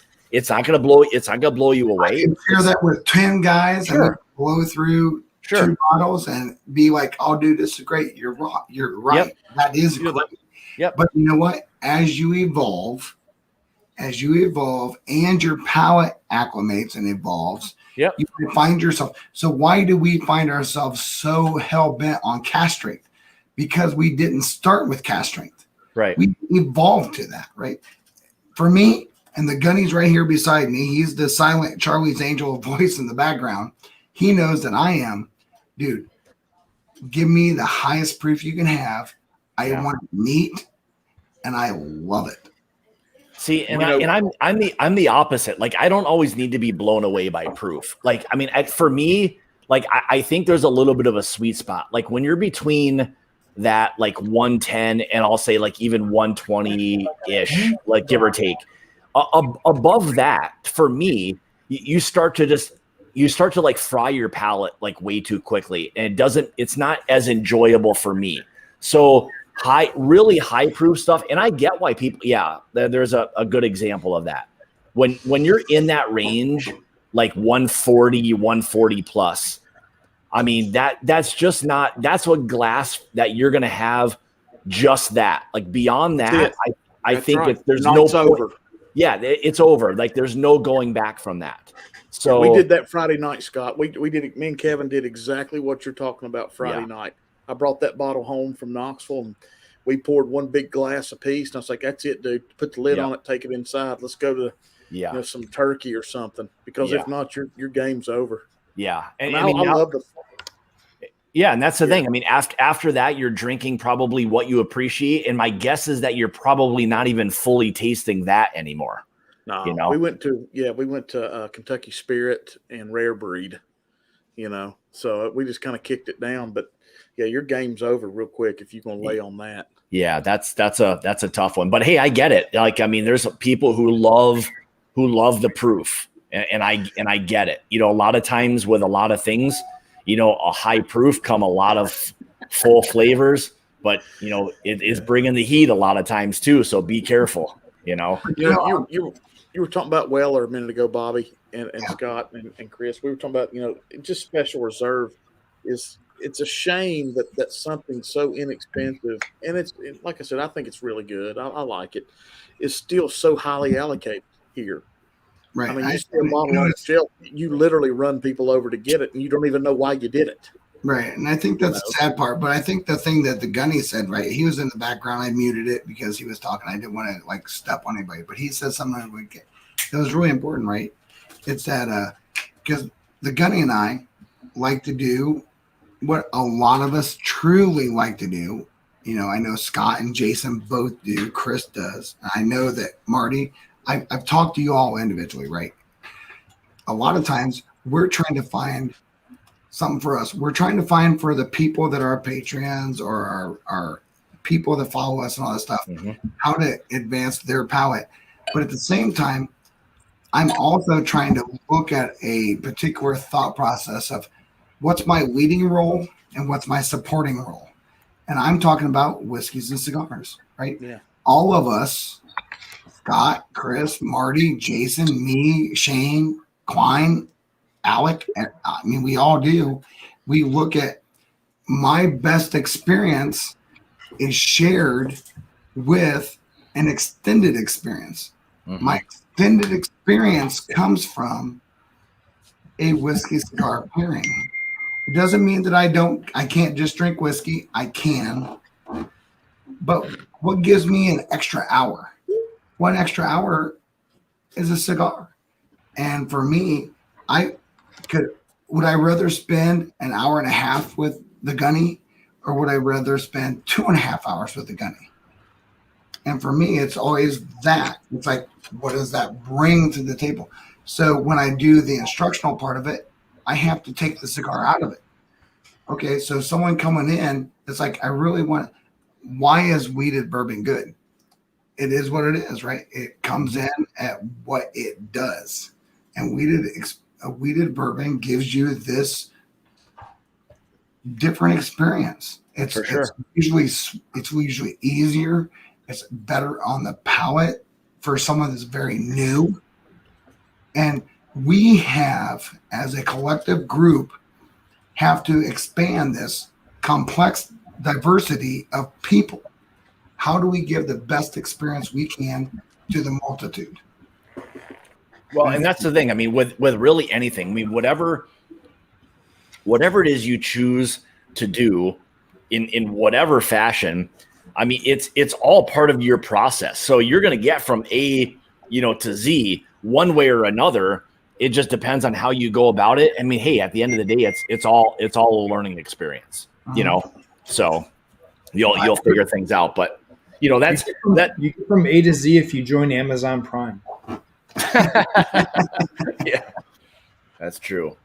One thing I would say to people, like, I think a lot of people believe, like, when you drink a wheater, that you're not going to get like some spice. It's just going to taste. I mean, you can get some really nice spice and everything in a So makers, man.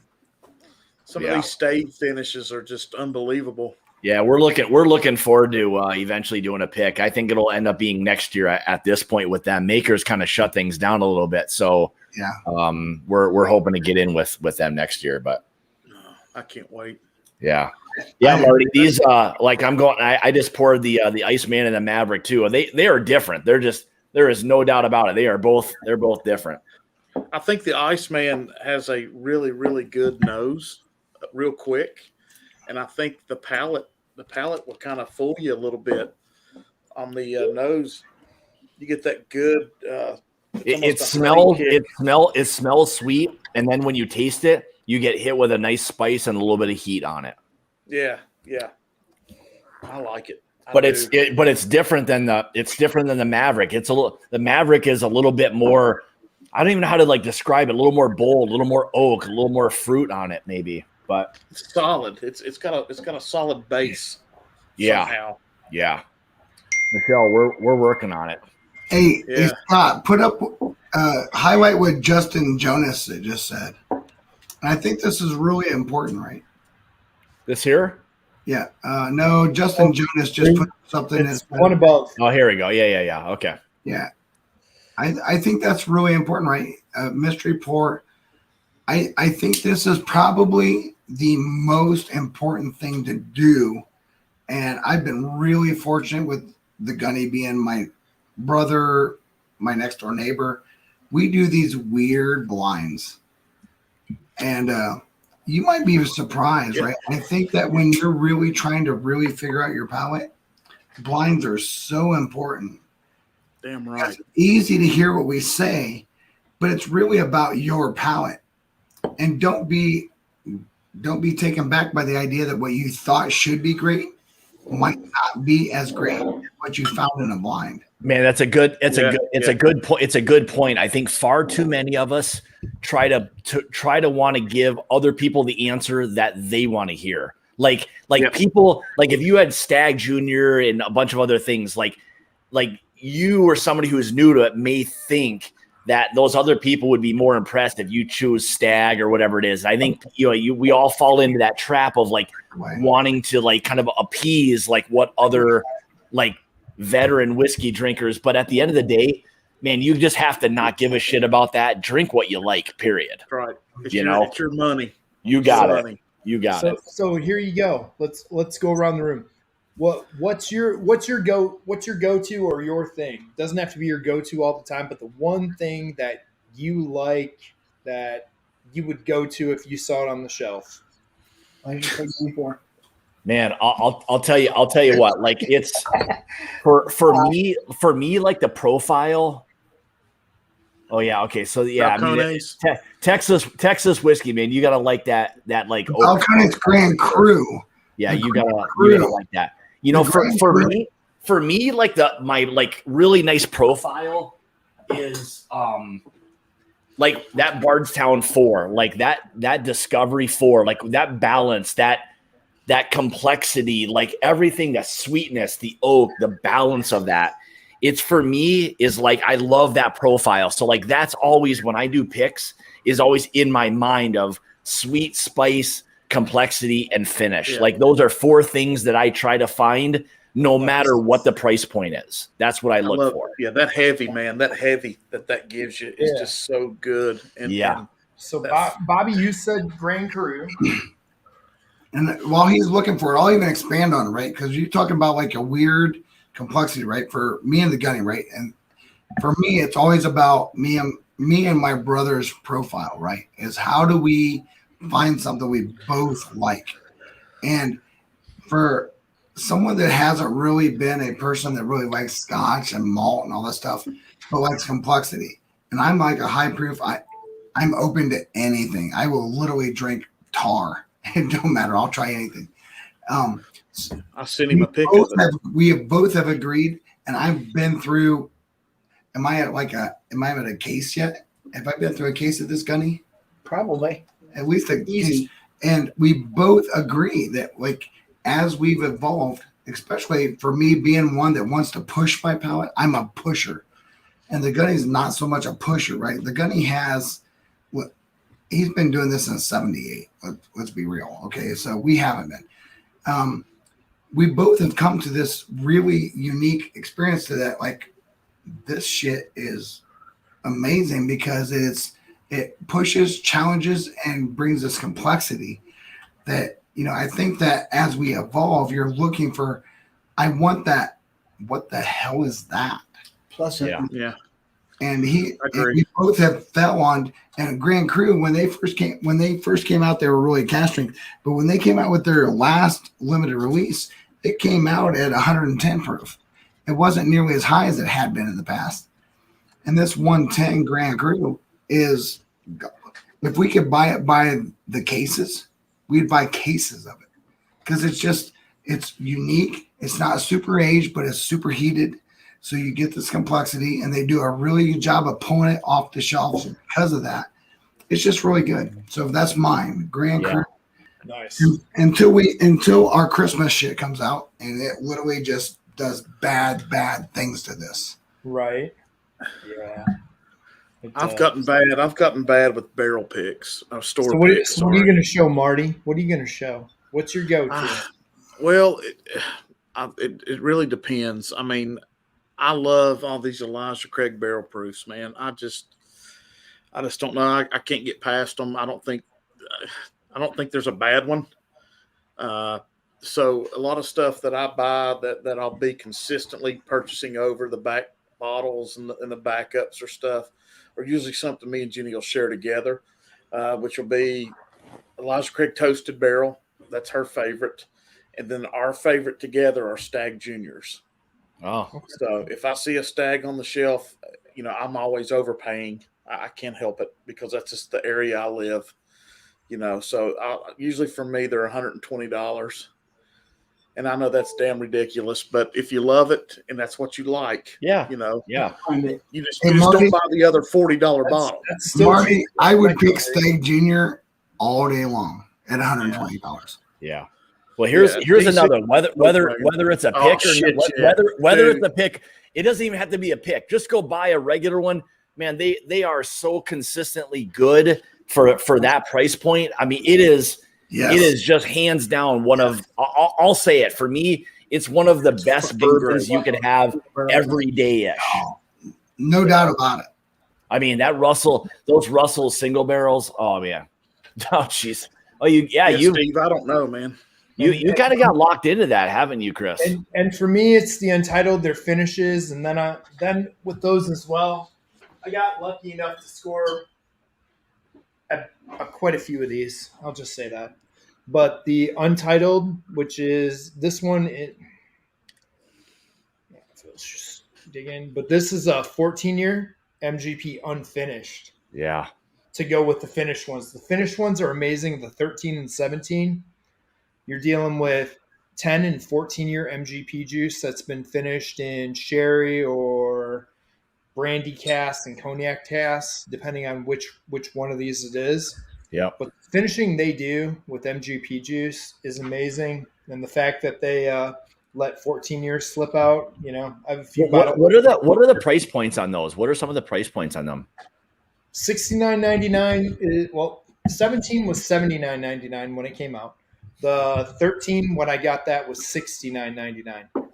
And like 17 here, you're talking 10-year weeded MGP bourbon that's finished, and 14-year-old high rye 36% MGP bourbon that's finished, blended together for $79.99. Yeah, and there you go. I mean, like when you're talking value in today's day and age, I mean, really, we call it what it is. Like anything that's less than $100 in terms of what it is that you're getting with an aged bourbon, anything less than $100 is kind of a steal in today's day and age of bourbons.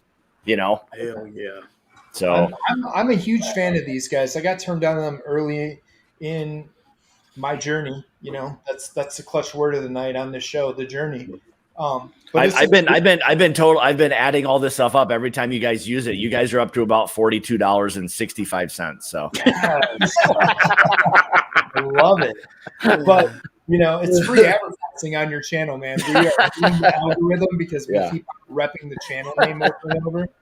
But honestly, like the Untitled's were a big surprise. I didn't know anything about them doing the 13 and 14-year store picks that were unfinished.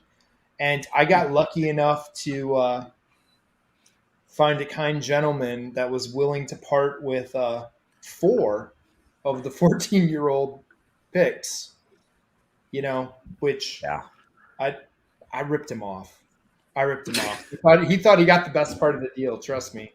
Yeah. I'm not very many super chats.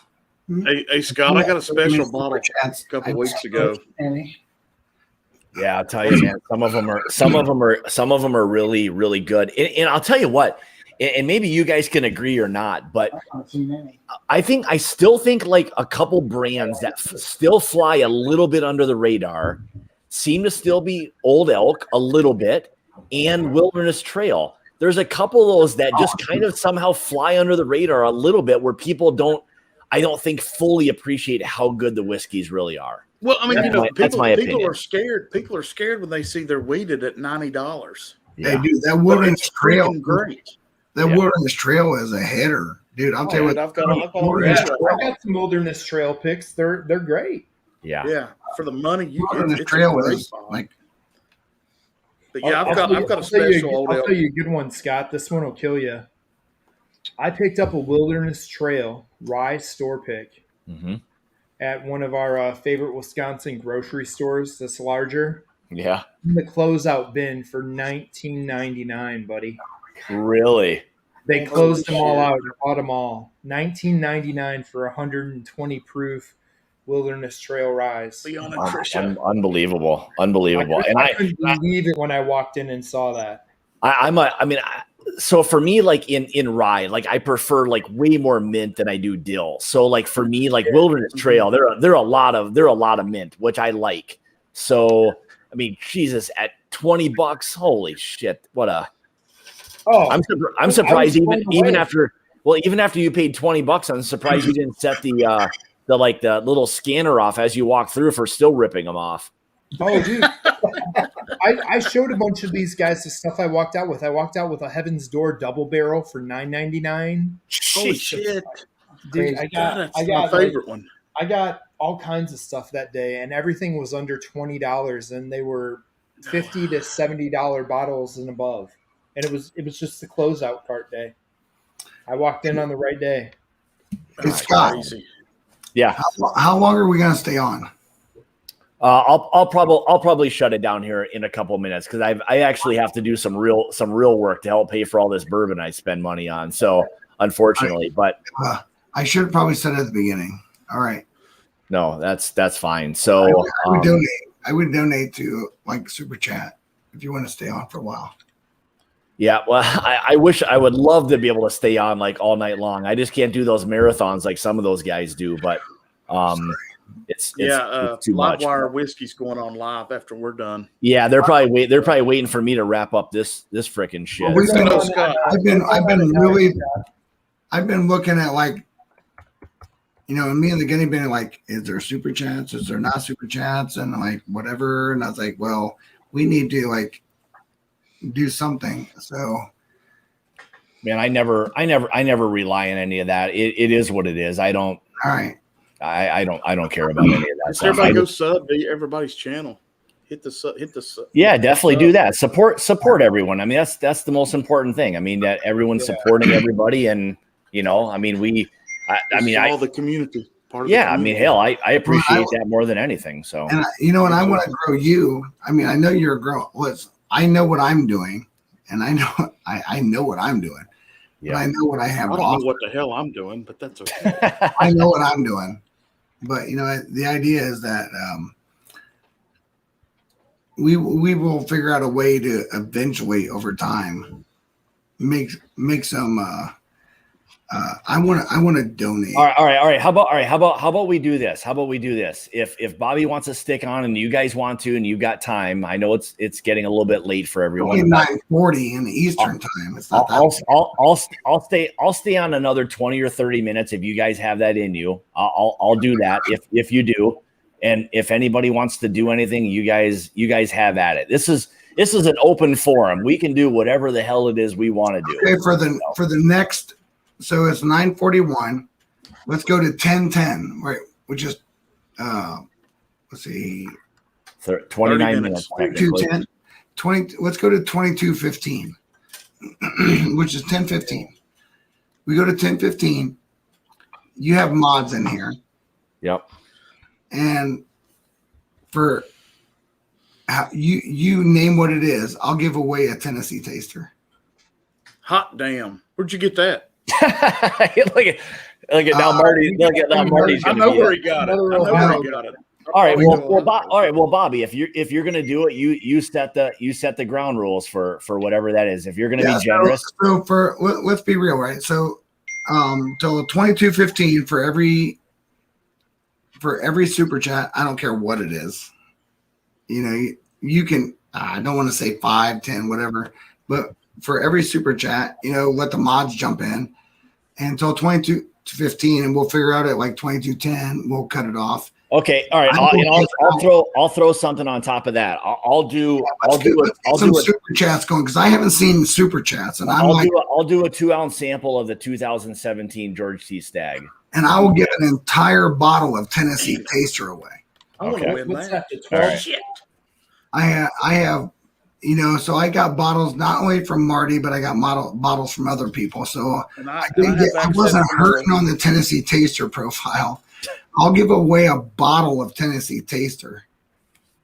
God, I'll bring you one of those since you I'll give away a bottle of Tennessee Taster, and Scott will give away something for super chats. Because let's there, Sherry. Look at Sherry. Sherry's leading her off. Yeah, let's grow that. All right, someone will have to pay attention, because I won't be able to keep track of all this stuff, I don't think. So the mods are in the house, right? And I haven't seen tons of this stuff going on. I will give away a Tennessee Taster. Scott, it's your channel. You figure out what it is. I will send it. I have. Well, I appreciate that, Bobby. Multiple Tennessee Tasters. We all are. Listen, I know what I'm spending. I know what you're spending, right? And this is the deal, right? We're putting money into the community, and we're giving opportunities for people to get these things, right? So I was fortunate that I got Tennessee Tasters from Marty. I got Tennessee Tasters from Zerk.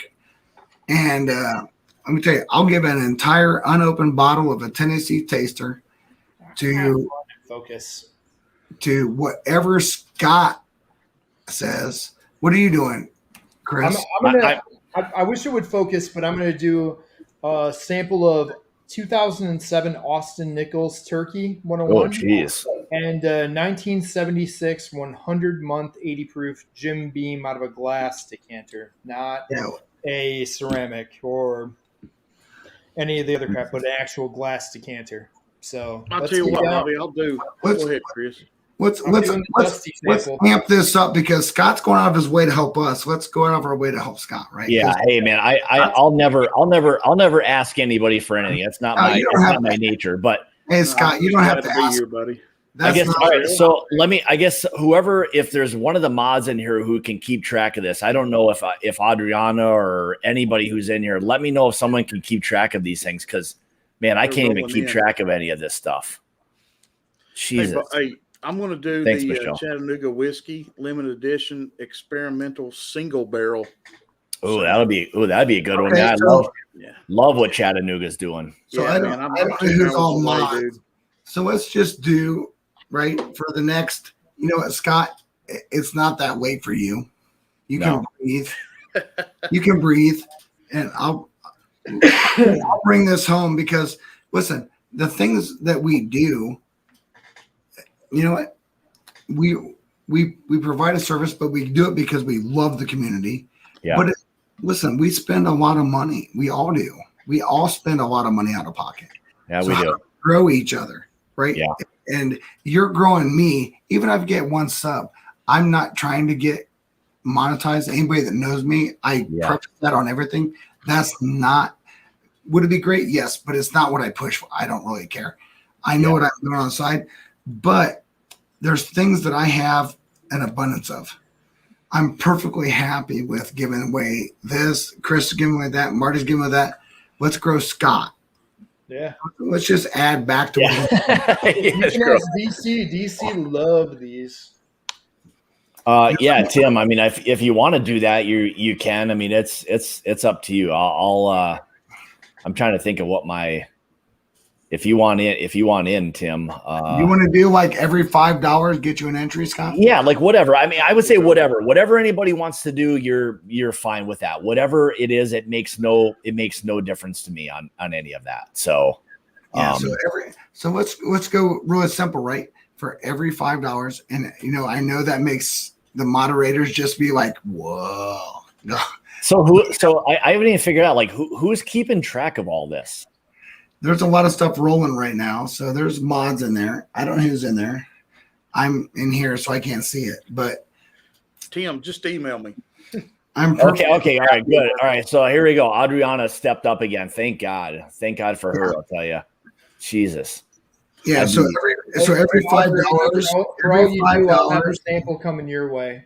Every $5 get you an entry into the picks, and at 10:15, which is, $22.15 for those that don't know military time. Most. Yeah. Hey, hold on. Shane just said, I'll donate. Land the plane, bro. Whoa. Dude, I need that. Shane just said, hold on. Land the plane. Land the plane. Shane said, I'll donate an OC Brad 6 to anyone who can get Bobby to land the plane. I've been landing the plane, brother. All right, Tim's in, so Adriana, count him in. We'll figure that out later. Don't worry about that. Hey Scott, I wanted to show you a bottle when we get a second. Yeah, what do you got? I've got the Old Elk Sour Mash Batch 1. Oh, nice, very nice. Yeah, that was a good hitter to find right there. Yeah, to get like their sour mash one. That's a nice one right there. Yeah, I'm loving what Old Elk has been. Yeah, Greg Metz is freaking killing it. I mean, hey, you're talking about the guy who ran MGP for a gazillion years. That guy knows everything about distilling. Yeah. Everything that like Chris was talking about before that we love, that old stuff at MGP. Yeah. That guy's got his name written all over it. That's the guy who laid it down and oversaw it. Yeah. Yes, absolutely. Sir. Z-Man, fins up, baby. I will even go an extra step, right? Not only do you get into the drawing for my Tennessee taster, I will send a cigar pairing with it. Jesus. Dang. It's like it sounds like Bobby's been hitting too much of the high proof shit tonight already. No, not yet. No. Well, so all right, here's my brother from the north right here. The Canadian comes in with 50. I know the moose comes in. Hopefully his sister or brother-in-law ship him his stuff. I had to send him some stuff to his sister-in-law in Minnesota, so he can get stuff over there. But I preach. So $50. Let's see. By the time you do the conversion, I think I owe Alex money. Yeah, Nick. we Thanks, might brother. have to. We Thanks, might have brother. to. I will literally do a Tennessee taster with what I believe a good cigar pairing with it, and my bottle will go with a cigar. I think somebody would appreciate that. I mean, especially if there's someone who like really is interested in cigars and pairings. I mean, I think that'll be awesome. So Hey, look at I this. just want to know the pairing, Ethan so said, I'm not going to enter, and I got the taster. So yeah, yeah. Ethan says y'all are hawking great. And listen, the thing is that like Scott didn't have to have me on. I'm a guy that has like 200. I think I have 205 subs. Here's what I'm gonna say about that. Yeah, like, it doesn't matter. At the end of the day, don't give a shit about subs and all that. What it's ultimately all about is what we're doing right now. Again, we all have different avenues and paths that we're doing things on or whatever it may be. yeah. But at the end of the day, it's still all about this. It comes back to all of this. Yes, For sure. You And know? this is what community is all about. We're hanging and out Scott, together. listen, This is the new bar. I have never been like Chris and Marty. You guys know probably more than Scott. I have been very, very about. Listen, I'm an instructional dude. I get my high off of getting someone to understand how to grow their palate and enjoy their experience. I have the Bourbon Battalion Whiskey Tasting Experience bar. I have what I'm doing with Bourbon Battalion Curated Storytime. That isn't about it for me. I am an instructor. I want people to enjoy how to grow their palate and their experience. Yeah. Well, I mean, that's the thing. It's all about, no matter what it is, whatever that experience is. I mean, it's ridiculous. So, Shane is freaking killing me. I'm sorry, Bobby. He's cracking me up. Land the plane.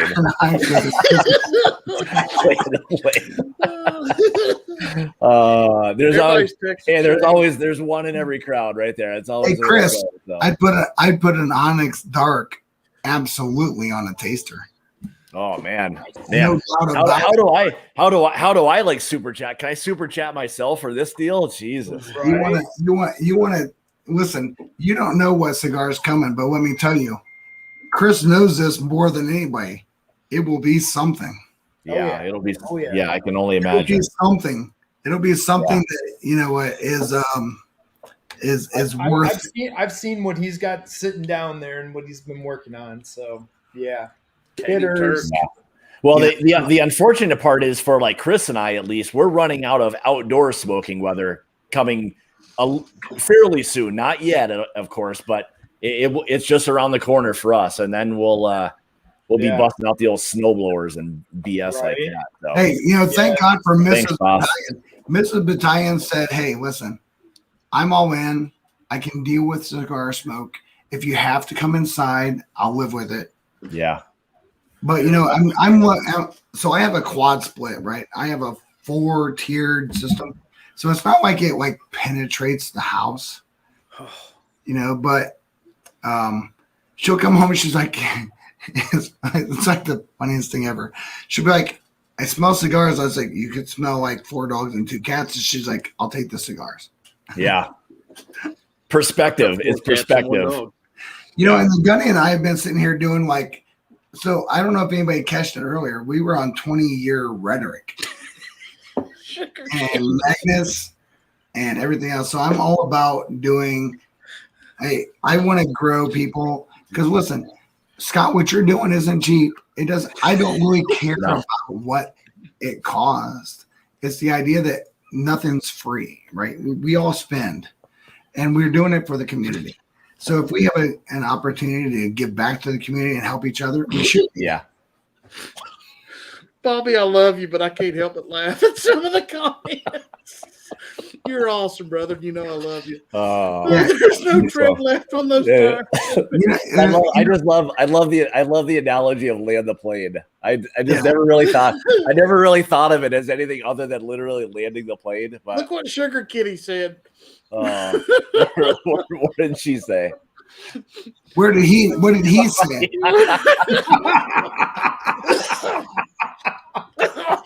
Oh, Jesus. I'll tell you. I mean, hey, you know what? The best part is, like, you know, when you can like bust, you know what, and like still have a good time, and no one's gonna get like all offended by everything. That's the best. I mean, it's like what it's all about. It's just like, you know, hey, we get it. We all have our own personalities and everything, and we all understand it. But it's awesome.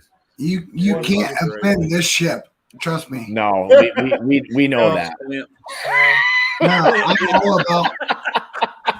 Look at Clint. Clint's coming in strong. Yeah. Hey, Bobby, if this isn't a sign to create a shirt that thank you. Damn it, you beat me to it. I was waiting to say it. We're gonna throw. You know what? I'm gonna get a Harrier.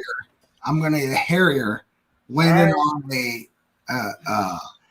landing on a cigar. Landing on a cigar. A Harrier is a Marine Corps. I know what it is, but landing on a cigar, right?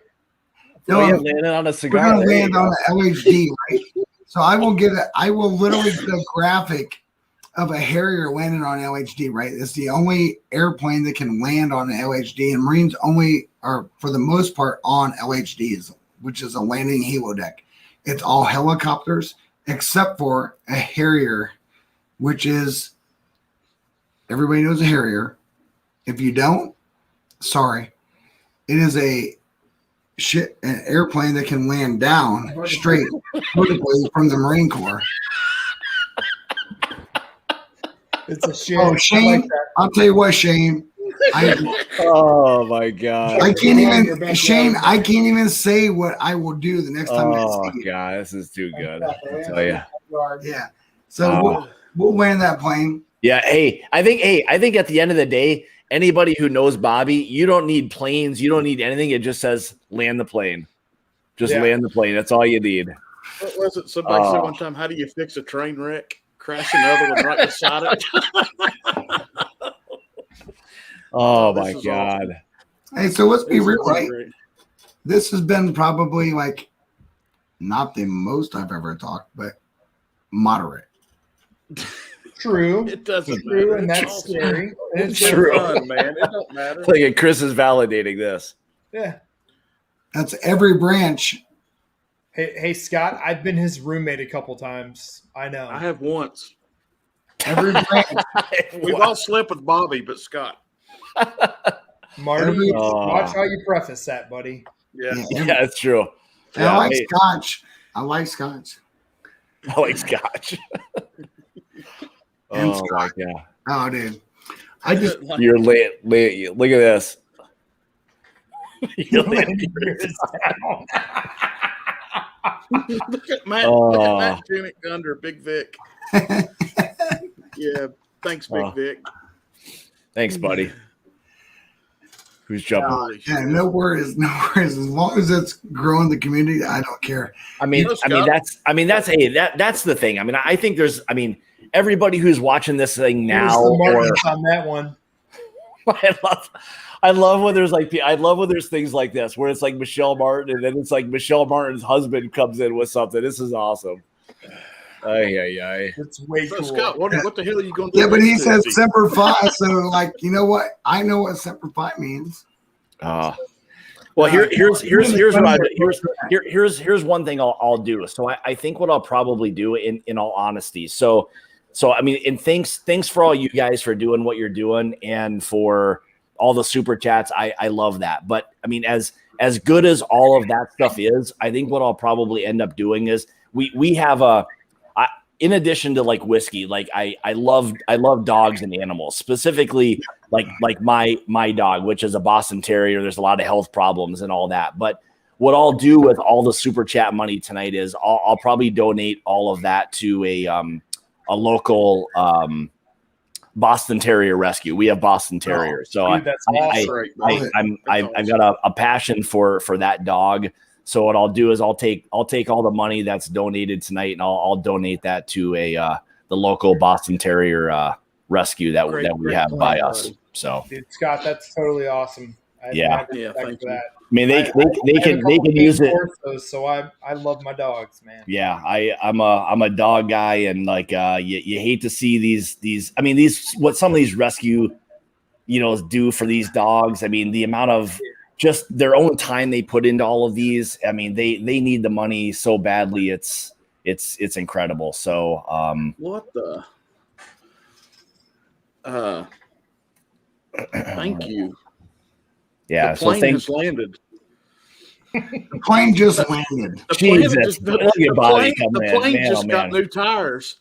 Jesus, unbelievable. Awesome, well, thanks, awesome. brother. Thanks, brother. We're gonna talk about the plane landing. I think you just landed your own plane with kind of a mic drop almost. I didn't have to say anything because the idea is that the plane planned it.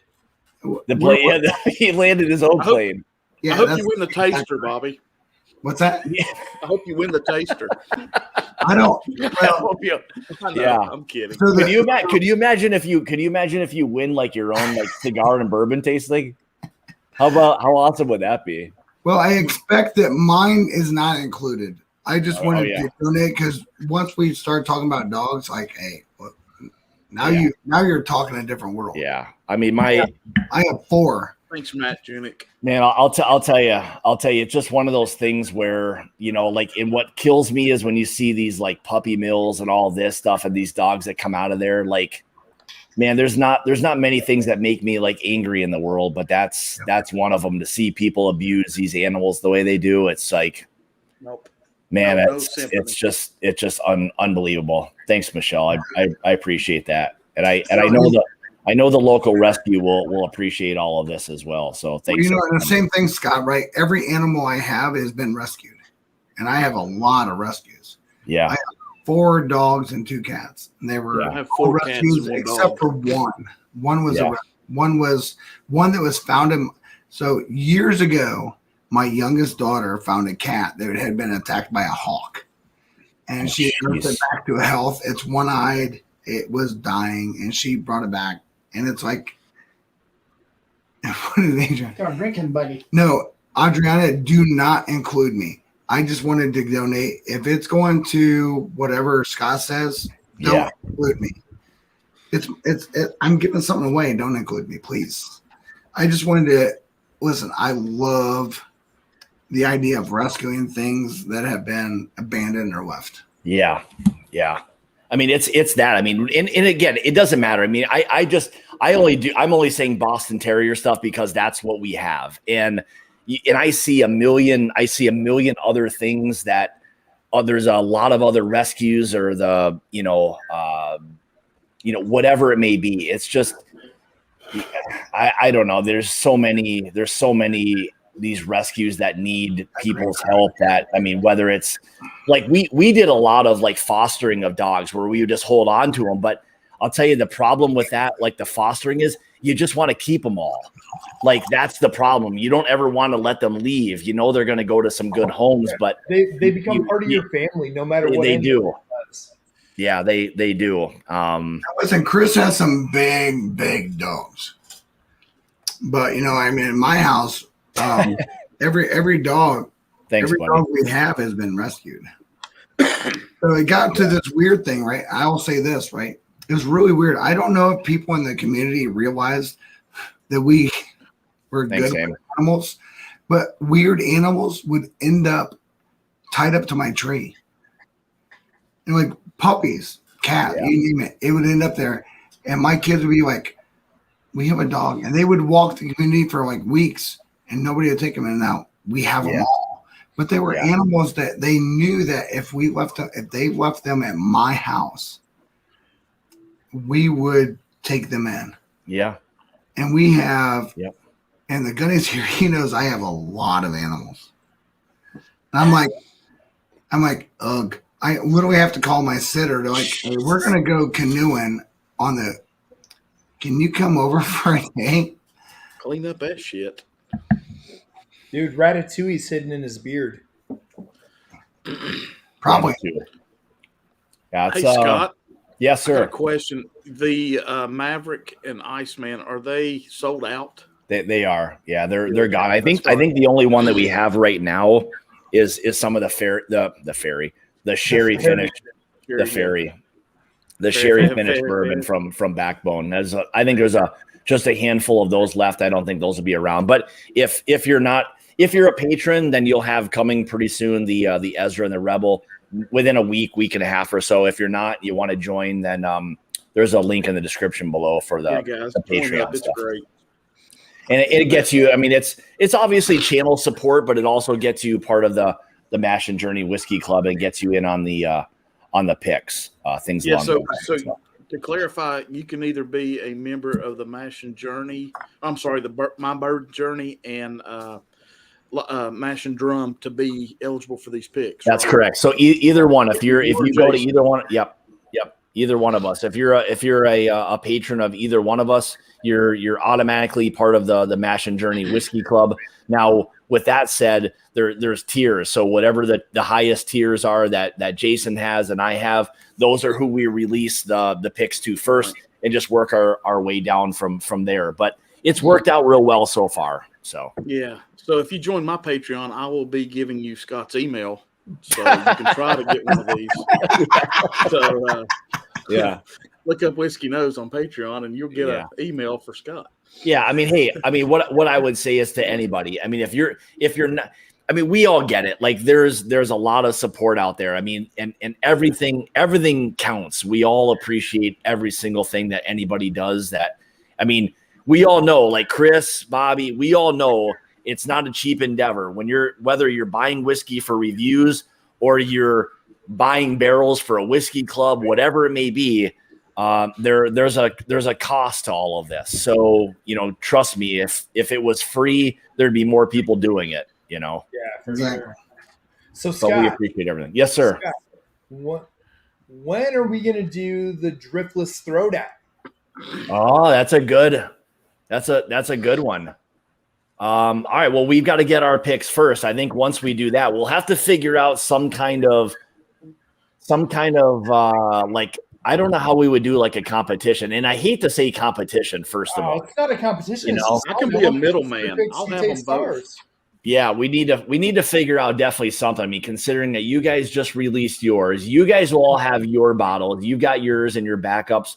When we get ours, we'll figure out something we can do. Coming in this week or the beginning of next week. For you guys? Yeah. Okay. All right. I'm supposed to be able to get them this week or the beginning of next week. Okay. So. And hopefully we'll get ours before too much longer. And once we do, we try to pick up, one or two of each. So we'll have to figure out something fun to do. That's for sure. If nothing else, you and I live close enough. We'll just drink them together. That's what I'm saying. That's what I'm saying. Yeah, that's for sure. We talked about getting together, and then all this, I know. But we definitely got to do that, man. Yeah, we do. That's for sure. Yeah. But I definitely want to do that because I want to taste what you guys got. I want you. Yeah, that's for sure. Well, we'll definitely do that. I mean, I'll have a couple of mine. You guys will have yours, and then we'll definitely do that. That's fine. Sounds like a fun night or another fun stream or just that'll be something. Yeah, I mean both picks, so I can moderate. Yeah, that's for sure. Moderator. That sounds like being a fun moderator right in the middle like that too. Yeah, so, golly, this stuff will get you drunk. Everybody wins. Yeah, that's Bobby's right, man. We got 7 more minutes to enter. Oh yeah, what'd you say it was? 22:15. Yeah, 1 more minute to enter, right? 1 more minute. Well, 22:15, right? So we got 7 minutes. 7 minutes. So Shane just asked a good question over in the chat. He said, "When are we going to get together and you guys come do a Storytime pick?" Oh yeah, I mean, hey, that's a good. I'm glad Shane said something. This is where there's enough. Where there's enough of these like whiskey channels and groups and clubs. I think there needs to be a bigger like collaboration of everybody to like have a uniform pick and just call it, whatever. I mean, it doesn't matter who releases it. but just get everybody involved in something like that. That would be awesome. 100%. Yeah. You know, I mean, we Like all I look said, at, I mean, we're gonna be we all we're gonna have be them. sourcing and stuff coming here in November when our licensing is fully official for the wholesale license. Yeah. So we're gonna be bringing that in, so you'll be able to select barrels. We can finish barrels, and we're gonna be laying down barrels here in 2022. So I mean, Thank you, guys are Katie. looking for what's coming, and we'd love to have you guys come down and do that. That'd be incredible. I mean, it'd be an honor to be able to do that along with, you know, some other groups and come to a collaboration and like, I mean, that would be a perfect, We could call it like the community barrel or the community pick. Yeah. You know, I mean, whatever it is. And then like maybe raise a bunch of money for a charity or a handful of charities or whatever it would be. I mean, that's the best. That'd be the best part of that. Yeah, definitely count me in on that for sure. So Awesome. thanks, Katie. Appreciate it. Yeah. And to be able to do something with you guys and get other people involved, even better, you know? Awesome. Yeah, that would be a blast. That would be awesome. That'll totally be a blast. I'm looking forward to that. I just marked that down on my sheet. I'm good. Definitely do this. So yeah, I mean, I think the more you can do to get collaborations and just share with other people, like a lot of other people's experience. I mean, to sit down with, let's even say 10 or 15 people and somehow come to an agreement on a barrel. I mean, that's Jesus, Bobby. I'm going to do it. Yeah, that's awesome, Bobby. Cheers, buddy. Yeah, thanks, bud. Bobby's making it rain, and I mean, it's raining outside here. He is. Rain in the I think the thing is, right, we're doing what we do. That we are. Ooh, I like Shane. Shane just said bring a Patreon with you, all the channels. That's awesome. I like that plan. Oh, yeah. Me too. Yeah, so Adriana, do not include me. This is just, you know, there's not the overall abundance of people that are perfectly happy with bringing, you know, the whole preface of tonight was just clubs, right? You and what Jason are doing is amazing, and I'm all in on that. Thanks, I'm all in. Everybody's doing great talk, great understanding to grow people. I'm all in. Yeah, I mean, I think the more you can do, like with anything, this is even outside of Whiskey Tube. I mean, the more you can do, especially nowadays, to support other people and what it is they do, as little as it may be, whether it's your time and not monetary, it doesn't matter. Whatever it is you do that contributes is support. Period. Yep. You know, it absolutely is. Doesn't have to be monetary. Listen, I truly watch as many as I can, right? You know, and I still have, you know, like I'm an empty nester, you know, Scott. It's one of those wonderful things to be able to sit back and do this thing. Yes, it is. Trust me. And, you know, and Marty knows this. I just want to grow the community, period. That I don't care about anything else. How do we grow the community? And in that, it doesn't come without sacrifice. There's sacrifice. For sure. Everything here understands there's sacrifice. Somewhere along the lines, there's sacrifice. So how do we grow each other? If we're not, you didn't have to ask me to come on tonight, Scott. You know, I mean, hey, that's the thing. So, I mean, that's always been from the time that live streaming, because when I first started, this was not a thing. Nobody live streamed. There really was no, I mean, there may have been a thing, but it sure as hell wasn't within the whiskey community. I can say that. So for me to be able to do these things with no expectation, my expectation tonight was to get a few guys together and come on and just shoot the shit. That's exactly what tonight was supposed to be about, you know, and it turned out to be much more than that. But I mean, hey, You got your stuff. Yeah. you know, Hey, Scott, let me ask you something, because a lot of people don't know. Marty, what are you giving away? Somebody asked in the chat. I'm trying to giving write away them down. the Chattanooga experimental single barrel sample. oh, that'll be awesome. Yeah, I get a lot of good stuff from those guys because I'm close. But what I was asking, Scott, is how did you meet Jason C, and how long have y'all been together, and when did you decide to do You know, club and everything. I guess basically how that all happened was, so like, I mean, my channel started kind of like the tail end of 2016 and it kind of got into 2017 more officially. So then Jason started his channel, I think like right in the summer of like 2018 or something like that. And he reached out to me early on and he was kind of asking questions about just in general, like what to do, how to do things or whatever. Because, like you look back at all of our stuff early on and they're just train wreck videos. I mean, those are like, they're bad. So like, I mean, I tried to give him whatever piece of advice that I could give him based on what my knowledge was at the time. And really from there on, we've had a pretty good relationship early on. We just talked a lot. And then we eventually figured out that our palates were very similar, which helped. And then about right when kind of COVID hit was when we started talking a little bit about, man, how nice would it be to like somehow be able to have a chance to do barrel picks, because there weren't a lot of things going on at the time. And there were really no avenues to go down. And then within about 2 weeks of us talking about that, we had 3 or 4 people reach out to us asking about, would you guys like to do barrel picks? And we were like off to the races. It's been like nonstop ever since about like when COVID hit. And it's been a hell of a ride, I'll tell you that. So yeah, thank you for what y'all doing the work. Yeah, I've gone down by him and met his girlfriend. They've come here. So yeah, we've kind of we've got a pretty good relationship. So he's a good guy. And just to update you guys, it's 9/16. So last call for donations. So Clint Hickey was the last.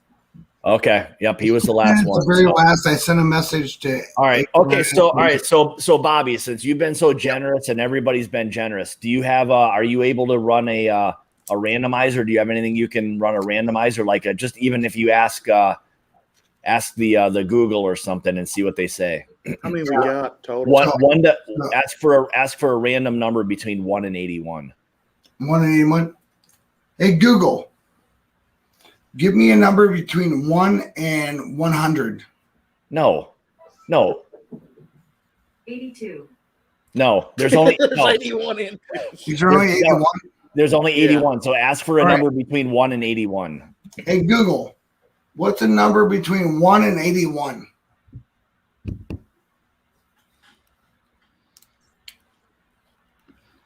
Google landed the plane. Hey Google, what's the number between 1 and 81? 727. 1 plus 81 is 82. But we'll make it simple.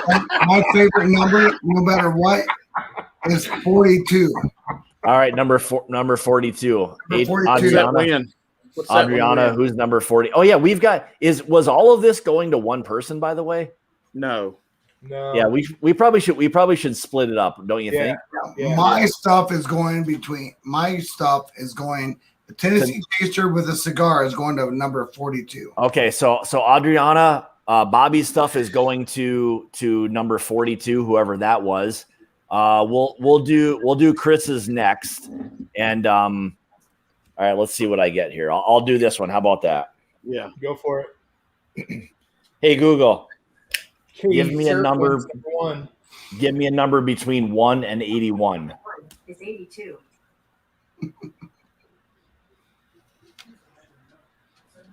She's on break. 70, so the winner of Chris's is 74, number 74.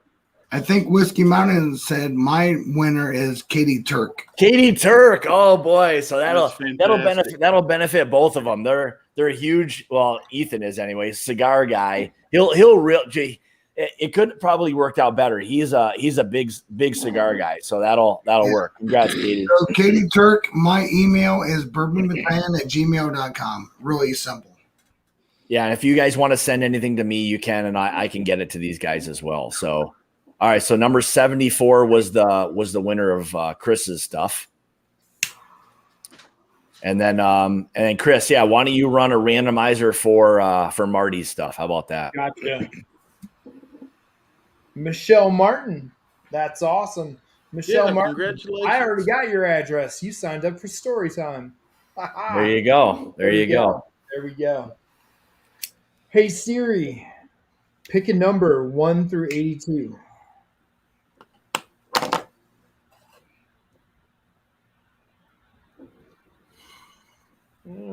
It says 51. 51. All right, Adriana, who's 51? Even though it doesn't show up. Might want to clean my phone, I guess. Yeah, and if anybody wants to send an email directly to me, I can send it back to these guys and get the info and everything to them. That might even be easier if you want to. So mine's pretty simple. mybourbonjourney01@gmail.com. Yeah. No, and Scott, I appreciate, Hey, brother, I appreciate everything you've done tonight more than I can even. The moose just won. Alex, the moose Going to good. It's going to your sister. Going to absolutely this. He is Moose Knuckles. Yes, yeah. It looks like some more stuff's going to Minnesota to get muled over to Canada. Minnesota.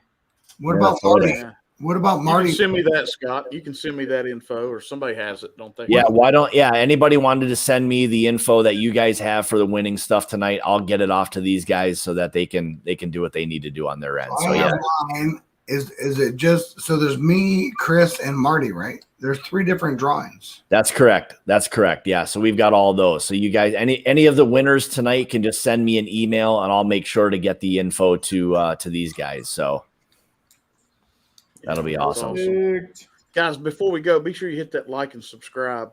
That's right. Yeah, before we go, I mean, for everybody that's in here, if for some reason you haven't subscribed or you're not following these guys or you're not watching the videos or participating in the live streams, just do it. I mean, we all appreciate as much support as you possibly can imagine. Yeah. I mean, it's a great community. So I will even go a little bit above, right? So you have 15 likes on a live chat that still has 53. That is not okay. 15 likes total. If you don't understand how to do that on your phone, on your cell phone, if you hit the X on your phone, it's real simple, right? Like I do multiple. You can do your X on your phone, and once you do the X, you can choose like or unlike, right? So you're looking at 17, and we have a lot more than that. So 74 likes right now, Bobby. You got to refresh your screen, brother. I'm looking at my cell phone. Yeah, it's at 74 right now. All right, well, we'll go with you. But 75. All right. Bobby, you definitely got to get that shirt printed for Land the Plane. You got to get that one done. That's a killer one. Yeah, I have a place to do that. That's an awesome one. And here's what we'll do. Once you get that thing up, we'll bring you back on here and you can talk about landing the plane all you want. We'll get rid of all your t-shirts for you. Yeah, no worries. That's awesome.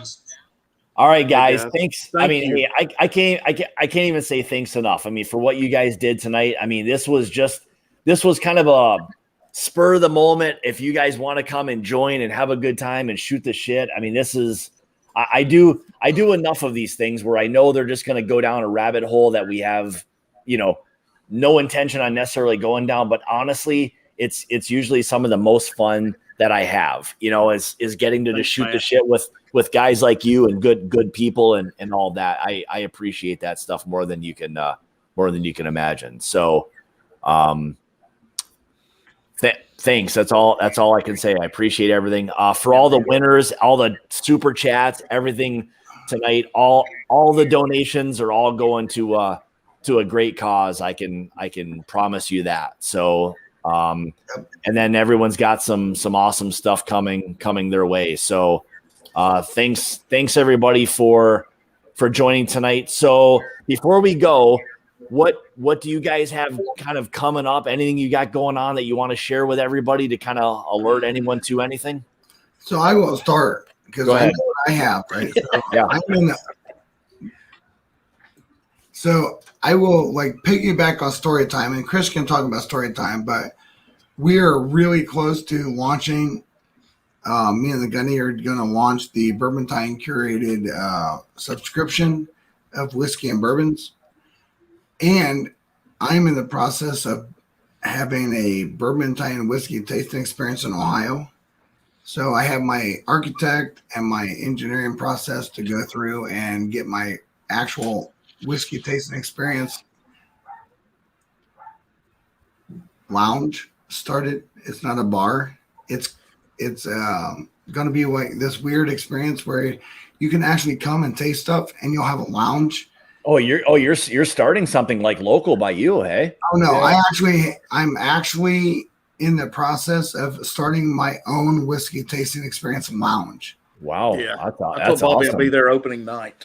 Yeah, That's what awesome. it is, it's going to be a true experience. It's not a bar. It's going to have a couple of different protocols. There will be a bar. There'll be a lounge. It will be a experience. You must have a dress code, and there will be no televisions. It won't be anything about that. If you want to go to learn more at the bar, you'll go to the bar to learn. If you want to go to sip and taste at the lounge will be a separate experience on the back end of the bar that will be just nothing more than lounge chairs, a gentleman's club or a ladies club. There'll be a record player there. You can put on Schooner music, Dean Martin, Frank Sinatra, whatever. And in the lounge and the bar experience will be nothing more than a tasting experience to help you to grow that palate. There's no TVs. It's not acceptable. You must have a collared shirt to enter. And in that, And I feel like there should be a bourbon battalion, like a smoking jacket or something, for crying out loud. Hell yeah. What about like club? What about club members? Like 100 sell like 100 of them or something. So like there's like a weird experience, right? Like, in the state of Ohio, it's really weird. I have to grow this to become a VIP cigar club. So I will. So the first evolution is a whiskey tasting experience. Eventually, there will be a VIP cigar club lounge. So it's a 3-step process. And in that, there will also be with Storytime. So it's like there's weird collaboration. And so you have to just be patient. There's a lot of shit going on.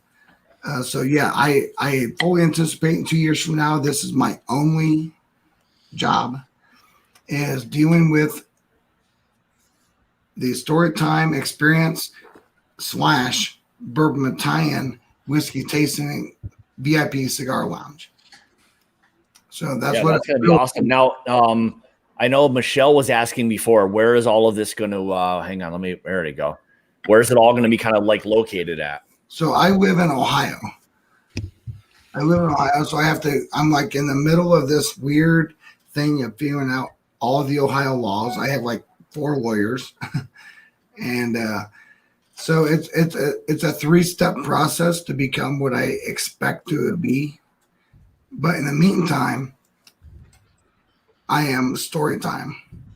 I'm also Bourbon Battalion, but it's the idea and Storytime is curated towards experience, and Bourbon Battalion is a different experience. So there'll be like multiple facets. I'll expand down the road. It's hard to say right now, but there's a lot of things going on. Well, it sounds like you've got a lot of stuff going on. All right, so within kind of what period of time will you be able to give like a little bit of an update as to like when this is a go? I expect to be fully available in October, but I have a lot of. I already have a location. I have a place. But now I'm in the process of the development, zoning, conditioning, liquor license, and all that stuff. Yeah. But what I'm doing with Storytime is from the experience level with stewardship and cigars, mostly with the Storytime, I will be a steward towards whiskey. Eventually, it will be if you don't know, there's like the process, right? So you can be a steward. You have to be an executive steward to be able to have stewards that you can produce. And so the first thing will be the bourbon time tasting experience, and also the curated subscription box through Storytime, and that's happening now. Yeah, that'll be awesome. Well, I think we look forward to that. I think after that, I think like Bobby also needs a plane like tattoo from Fantasy Island. Land Z plane, Z plane. No, he needs the tattoo from the movie Airplane. You know, there's so many. Roger. What's your vector, Victor? There's so many things. There's so many tattoos I could do, Marty. It ain't even funny. Oh, Jesus. I love you, man. I want to slap some people. I want to slap some people in the cockpit, like in. Oh, here, Sugar Kitty was asking, is it going to be at the airport? Terminal C. So so realistically, and I'll sum this up in a quick 10-second thought, right? So I have the bourbon time tasting experience. The tasting experience will be nothing more than just that, right? And that experience is nothing more than the idea that you come in, you can do tasting, and you can go to the lounge. And I will also be doing curated boxes for Storytime, and eventually when Storytime Distillery opens, I will be walking through people on that experience. Awesome. Well, that'll be a good one. So, Chris, why don't you fire away? What do you have going on, and what's coming up, anything like that? You know, we got the story time going on. Bobby's talked about that. Our first pick is out there right now. We're almost sold out. You're thinking about doing it. It's a great time to get in. On top of that, I got my Big League Bourbon going on. You can find me at Facebook. You can find me at Instagram. It's all slammed together, as well as on YouTube. YouTube this week, I have Cody Decker, former Major League Baseball player, coming on. He is part of the podcast called Swing and Misses, which is him and his wife, Jen Strieger. You might remember her as the FSU cowboy girl that used to be in the front row at FSU football games that Brett Favre either did or didn't send illicit pictures of, down below to. Back when he played for the Jets. So Cody's going to be on my stream. Jen might pop in on Thursday. Have to see what's up. But Cody still does a lot of live baseball podcasts. Their podcast was always awesome, as she's a sports reporter. So now she's the backstage reporter for, I think it's AEW Wrestling. CM Punk just went there. Yep. Oh, interesting. She used to be the side ring girl reporter, not ring girl, but reporter for Dazen. So she's been around, man. So it should be pretty exciting talking to those guys, talking baseball, talking bourbon. Yeah. Man, I even though I wasn't a major league pitcher, I just want to come on and talk baseball and drink bourbon with you if I can do that. Hey man, let's do next Thursday. You down? Hang on. What's next Thursday? Let me. Chris. We'll talk. Okay. We'll talk. I'll get you on the schedule though. I'd love to talk bourbon. That'd be awesome. That'd be awesome. Hey, Chris. Yo. So I coached Tyler Wilson. I know you did. Vanderbilt University. And he still made it. For the Texas Rangers. Yeah, that's because Marty, I know something. Yeah. Marty, what do you got shaking? What's going on with you and the channel? What's going on with Whiskey Nose is I've been really pushing hard to try to get a lot of guests on for live streams. Mm-hmm. We've got Aaron, I can't ever say his last name right. Chepnick. Chepnick. Yep. Yeah, Chepnick from Smoke Wagon coming on September 22nd. Cool. So we're going to do a live stream together. We're going to talk about, how he's gotten where he has and the great whiskey he's putting out. We're going to talk there, and we've got some other streams planned, live streams. Trevor, we're going to do some store picks. I sent him a bunch of store picks that I have, and he's got the same that he's sending me. We're going to do that. Basically just keep rolling, man. Me and Jenny are starting to pick up a little bit more on videos. Her schedule with her school stuff has lightened up a little bit. So we're going to try to get into some more tasting videos because we've kind of slacked on that end, and a lot of people like that. But Yeah. I just keep pushing the guest thing because I think anytime you have a special guest on, regardless, a young channel or somebody that's really established, everybody learns something. For sure. And you get to find out stuff about whiskey that you normally wouldn't by just, sitting around. So, but no, Whiskey Nose is growing. We're real fortunate. And but yeah, I just keep plugging along, man. It's just my passion. And like I said, it take I don't know what to stop me, but I love it. I love the community. And tonight was a great example of how that community comes together. Yep. That's the best part of it, being able to do these things, and whether it's put together last minute or whatever. I mean, some of these last minute things turned into all of what we were able to, talk about and do, and, everything tonight. So it was pretty awesome. I mean, you guys, thanks for having me, man. Yeah, you're absolutely, anyone's welcome anytime. And I appreciate it. It's like, one of those things where when we get an opportunity to do these things and spend a little bit of time, it's something you kind of have to cherish, so to speak, So for me, I've got, so the next couple weeks kind of turns a little bit more formal. So next week I've got the guys from Foregate coming on. We'll kind of do a little update of how things are kind of shaking out for them now, what it used to look like versus where they are now. And then the following week I've got something with Old Carter. So I've got them coming on. We'll kind of shake some things up with them a little bit, learn a little bit more about what they've got coming. And they're all great people to kind of talk to. So that's about it. So yeah, look for everything that's going on with Whiskey Nose, Bourbon Battalion, Storytime, Big League Bourbon, all that, Mash and Journey, My Bourbon Journey, Mash and Drum, all that good shit. Support everybody. Encourage everybody, be positive. I know it's easy to be kind of Debbie Downer nowadays, but hang in there. We'll all get through most of this shit. That's for sure. So, and then everybody in the chat, everyone who did the super chats, Bobby, thanks brother for all that. Greatly appreciate it. Everyone who donated something tonight, thanks everybody. And, we'll check these guys out. It's awesome. I'm glad you guys could come on. We could do this for a little while. Adriana, thank you so much for modding tonight. I definitely could not have done that stuff without you. So thank you so much for doing that. I know you got probably your samples and stuff for the tasting that we've got on Thursday night, which is a Patreon thing, but I forgot to put my hat in the box. So I will definitely get that thing off to you. I promise. So, all right, everybody, thanks so much for tuning in. I greatly appreciate it. All the super chats, guys, thanks for joining tonight. And stay positive. We'll see everybody next week. And cheers, guys. Thanks. Cheers, guys. Thanks, everyone. Thank you so much. Appreciate it. Prayers, guys.